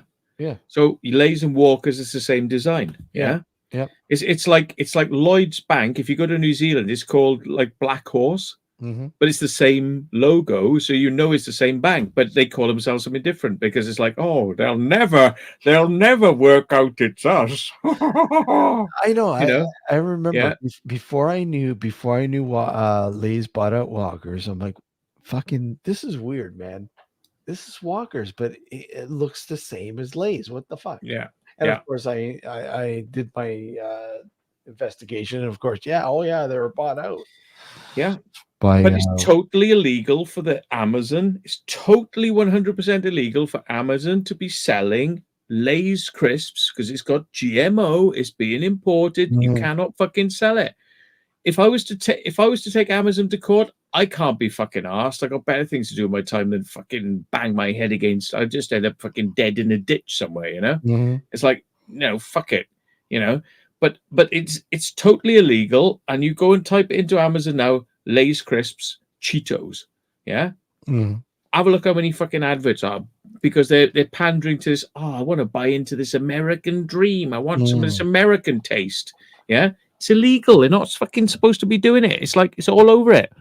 You know, so many. they might as well be right. Amazon might as well be riding up to you in London and stealing your fucking purse on a moped. You know, it's like it's criminal. So you You're not supposed to be doing it. So you guys don't have Doritos over there.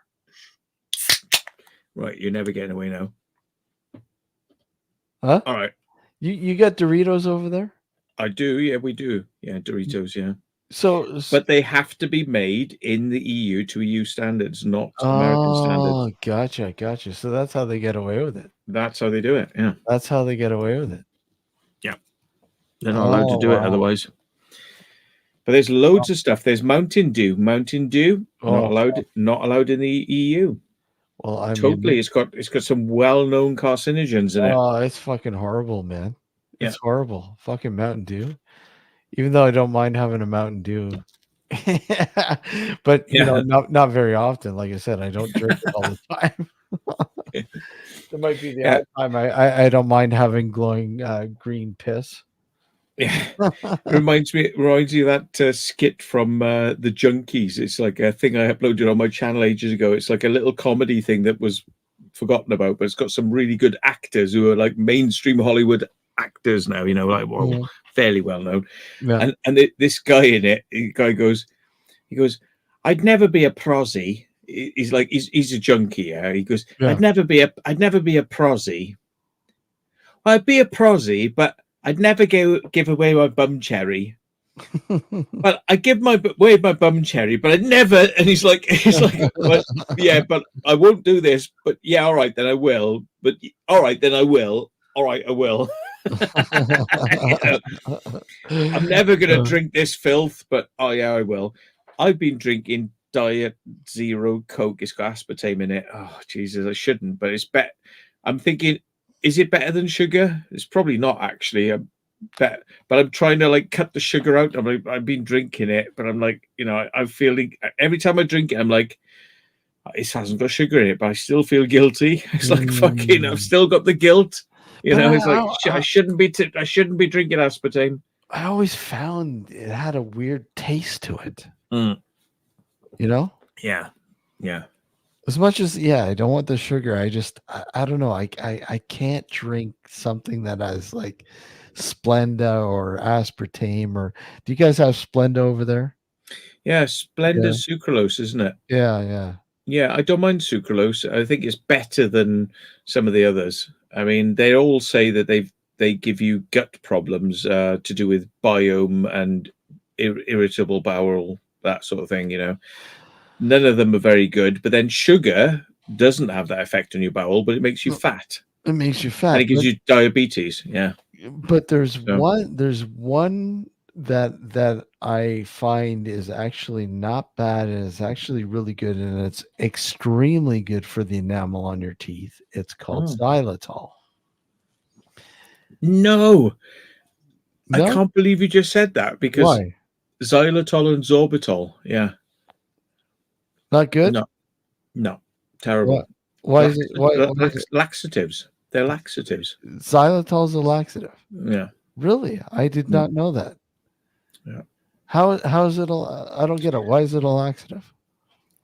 Because it makes shit come out of your ass like at I high got speed. that. I got that. Yeah, right. I always thought that you literally be like this. You'll be like not the silver surfer. You'll be like the brown surfer, like streaming along on my surfboard with my shit. So it's not good then. Wow. Xylitol. Yeah, no, xylitol. They mix it with erythritol and all that sort of stuff, and stevia. You're going to get a 3-way mix. Yeah, it's not brilliant, but it has a synthetic taste. It's not brilliant. It tastes more like icing sugar, xylitol. Yeah. Yeah. I don't know. I thought it was the same derivative as sugar, but without the sugar alcohol. Don't know. Yeah, not sure. I don't know. Yeah, I think sorbitol. That gave me the shits after eating one packet of sugar-free polos. I had the shits. Polo, holy shit! I can't remember the last time I had one of those Mm. polos. Holy shit! Yeah. No, it was really bad. I mean, I was perfectly fine all day, and I ate a packet of sugar-free polos. I was thinking, oh, I'm doing myself some good here. And I thought, what's this taste? It tastes like I was chewing a coin, like a copper coin. I was like, this don't taste right. What the fuck's this got in it? It's like, look at it. It's like, oh, fucking not xylitol. It was sorbitol or something. And it was like, fucking hell, no. And then literally the Birmingham Q Club video, there was a moment in there. I actually filmed it, but only for my friends. I'm not sure they're happy I showed it to them, because it's like there's videos you show to your friends and there's videos you show publicly. Yeah. And I was like, here we go then. Oh my God. And it was like, yeah, that's a packet of polos. That's what it's just done to me. Yeah, right, great. Mixes shit through the whole of a polo. See, these moments in my videos where I go, I'll see you in a minute, folks. Got to go to the loo now, and I come back. Sometimes I continue filming, and for my friends, and I go, "Yeah, baby," and they're like, "Oh, it was bad that night. It was very bad." Anyway, I'm sorry. I've lost all credibility now in any paranormal or any sphere of influence whatsoever. But at least I'll be known for being real. You're real. Whatever you do not eat Taco Bell before going into a paranormal investigation. Oh, right. I remember that. Taco Bell. They've got one. We've got a Taco Bell. Got a Taco Bell? Has appeared like in Salisbury. Yeah. It's near Stonehenge, the village of Amesbury, which is Stonehenge. They've got a Taco Bell. They're horrible, man. Oh my God, they're horrible. It's like mush, isn't it? I suppose. Yeah, that's what it beans and everything is like, it just ends up as mush. The beef is probably more soya than anything. Soya protein. I don't know what it's probably different over there, obviously, but do you guys have you guys have Popeyes over there now, right? No, that's kind of unheard of, I think. Yeah. Somebody was saying, I think it was close to, there was one opened up in London, I think. Popeyes chicken, and their famous ghost pepper wings. But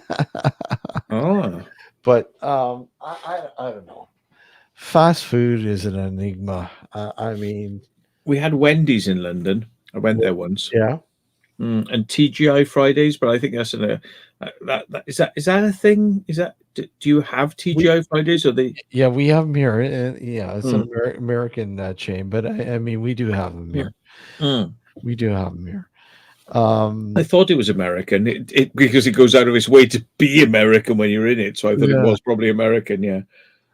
I mean, you guys have started seeing some scary Tim Hortons there. I think London again has a Tim Hortons, or Heathrow might have one in the terminal, one of the terminal there at Heathrow. I wouldn't even know what they serve. I'm going to look it up now. Tim Horton. Tim Hortons is a coffee chain. Oh, okay. But they're everything now. Donuts, food, everything now. Donuts, all the best food then, all the sugars. I used to love donuts. Don't get me wrong, folks. Daniel's been to a Tim Hortons, so there's one close to where Daniel is, I guess. But they're popping up all over the place. They're a Canadian chain that now it's a multinational chain, but they're opening. They've got a few in the U.S. now, quite a bit in the U.S. and opening up all over. They're actually owned by the same company as Wendy's. I think it's the same company that owns Wendy's, I believe, or at least it used to be. No, we've got a thing called Greg's, which you probably haven't got in the US yet. Greg's. No, I don't know Greg's. Yeah, what it was just like Valleys-based company, like a really small family-based. They produce pasties and pies and cheap sandwiches and all this. It was cheap bread and all that, right? Mhm. And then all of a sudden there was this hippo, right, and its tail lifted up, and all these dollar signs started flying out of the, and they were like, yes, oh my god, this hippo, it smells amazing, and they were just like sniffing around, like in this like amazing, swamp of brown dollar sign, happiness, and then they went, oh right, we'll charge you more money. So they doubled their prices overnight, and it was like, you fucking what? Because that's it. That's when I was like, no, I'm never going there again. You can fuck off. And since then, the prices have gone even up even higher, and people are paying it. People are fucking paying it, and it's allowed them to like start opening up drive-through Greggs. But bear in mind now, this is a mom and pop's fucking thing that sold you bread. So now it's like a mom and pop's thing that sells you coffee and cheap pies and pasties through a window. I'm like, well, I know fast food is fast, but like 40 minutes to bake a fucking pasty isn't coming out of the oven straight into your mouth, is it? Really? A burger, I can get it. Like a Big Mac is coming to you quite quickly, isn't it? Yeah. But like, it's like there's a fucking wait time there, so it's not exactly fast food. But anyway, they're trying to get away with it. Matt, what the overpriced? What the fuck's a pasty? A pasty, a Cornish pasty. Well, the joke is like, you get these people who say like, if they see a nice woman walking down the road, Yeah. imagine a camel toe, right? Yeah, right. Yeah. Split it in half, right? Oh, okay. Yeah, so it's like an oval, and that's a pasty, right? It's kneaded down on the edges, so it's like fucking is full of meat on the inside. But it's like, yeah, a pasty. A pasty, yeah. So they tend to say like it would like to smash that pasty, yeah, which means like bonk. Yeah. Do what the birds and bees do. Yeah. For you sensitive Christians out there. Yeah, right. It's hilarious. Yeah. But yeah, pasties and pies, like a steak and kidney pie and things like that. Yeah. Yeah. But I went in, I walked in there the other day. I was like, oh, I just get a sandwich or something like that. Sandwiches are like £3. It was like a baguette, like a half baguette with cheese and onion in it. It was like £4.50. And I just went, holy shit, fuck off. I just like, fuck off. I can understand if there's some really meat or something there, but cheese and onion? Come on. Yeah. Wow. They should have put bread with nothing but like sprinkle pepper in the middle. Like, oh, that's £10. It's cuisine. Jesus Christ. Yeah. That's insane. No, absolutely bonkers. I was just like, no. But it's all right. It's all right because I'm a big believer in karma. And I'm just going to laugh my tits off when Greggs goes bust, because it's like, we'll open all these stores, we'll make all this money. Nobody gives a fuck about you, Greggs. What they wanted was cheap food, and you forgot that. You forgot what you were about. But that's the problem, though. These places, they expand to the point where there's like, okay, there's too many of them now. There's too many. Yeah. And I mean, what's the competition like there? Is it pretty viral? Is it pretty?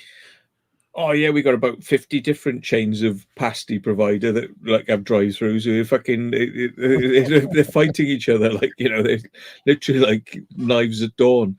No, Greggs is on his own, and yeah, there's nothing quite like that. But like, you can go to every motorway service station and get ripped off even worse than Greggs. But like, I'm like, why are you trying to rip us off? Like, as if we just pulled up into a motorway service station and we went, I can't afford to eat here. That's all I can do is urinate and get back in my car. That's all I can do. I cannot afford to eat in this establishment. It is ridiculous. Wait a sec. I got enough change. Maybe I can get a pasty. It's the same here. It's the same here when you go into a gas station, petrol, whatever. Fucking same shit.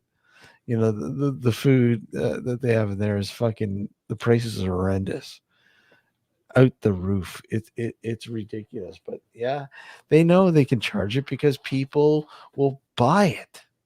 Well, I don't know if they do, to be honest. I mean, do you know what? I think it's like a loss return thing. What they do is they charge so much, because a pasty wholesale to them probably costs 50 pence, but to the customer it's going to be £2. Yeah. But in a rip-off place, it's going to be £4. Yeah. So if it's only 50 pence, it's £4. They charge 8 times as much as it actually costs to buy it. So they can fill 8 pasties that never get sold. As long as they sell one, they've sold the other 8. There you go. Yeah. So it's pile it high, make the shelves look busy and full, but you only have to sell one and you've sold the other 8. Have you ever? Waste. That's waste, folks.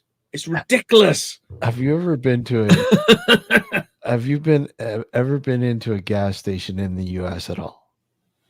I have, yeah. You want to talk about crazy fucking shit? People fucking like line up to get into these places to fucking buy food and go to the washroom, whatever. It's insane.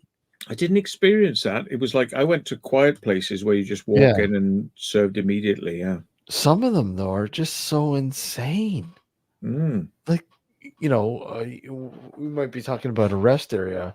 Rest area is like, along one of the major highways, and it's a gas station. They got all these fucking restaurants and food and blah blah blah. And some of them are fucking just insane. And we're talking about, if anybody knows about the population of the US, it's big. It's big. I mean, they love their food. When you go into a restaurant, they fucking give you a huge ass portion. And they fucking love their peas. They love their peas. I don't know what it is, but everything has to have peas. Peas are boring. I know peas are boring. That's why you need mashy peas. Oh. Yeah, but that just has a consistency of peanut butter, which is like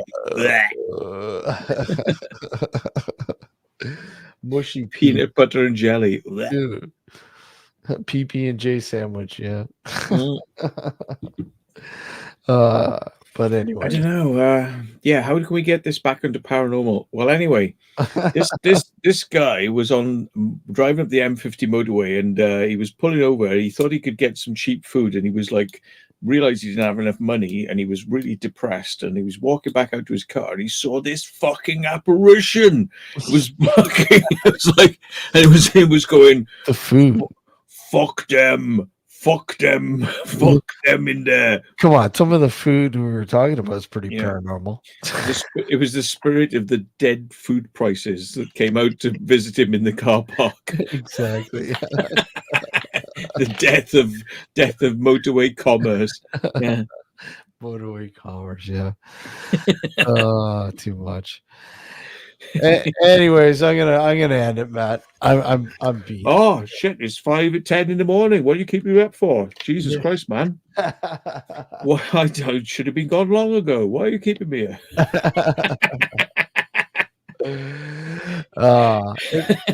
It's been a blast, buddy. Thanks, man. Thanks for coming on, dude. Really appreciate it. Always been good fun. Yeah. Yeah, it's always fun having you on, man. And everybody who tuned in and everything else, and here's to the next time, dude. Nanu. Take care, everyone. Salutations, great Buckaroo Banzai. Later.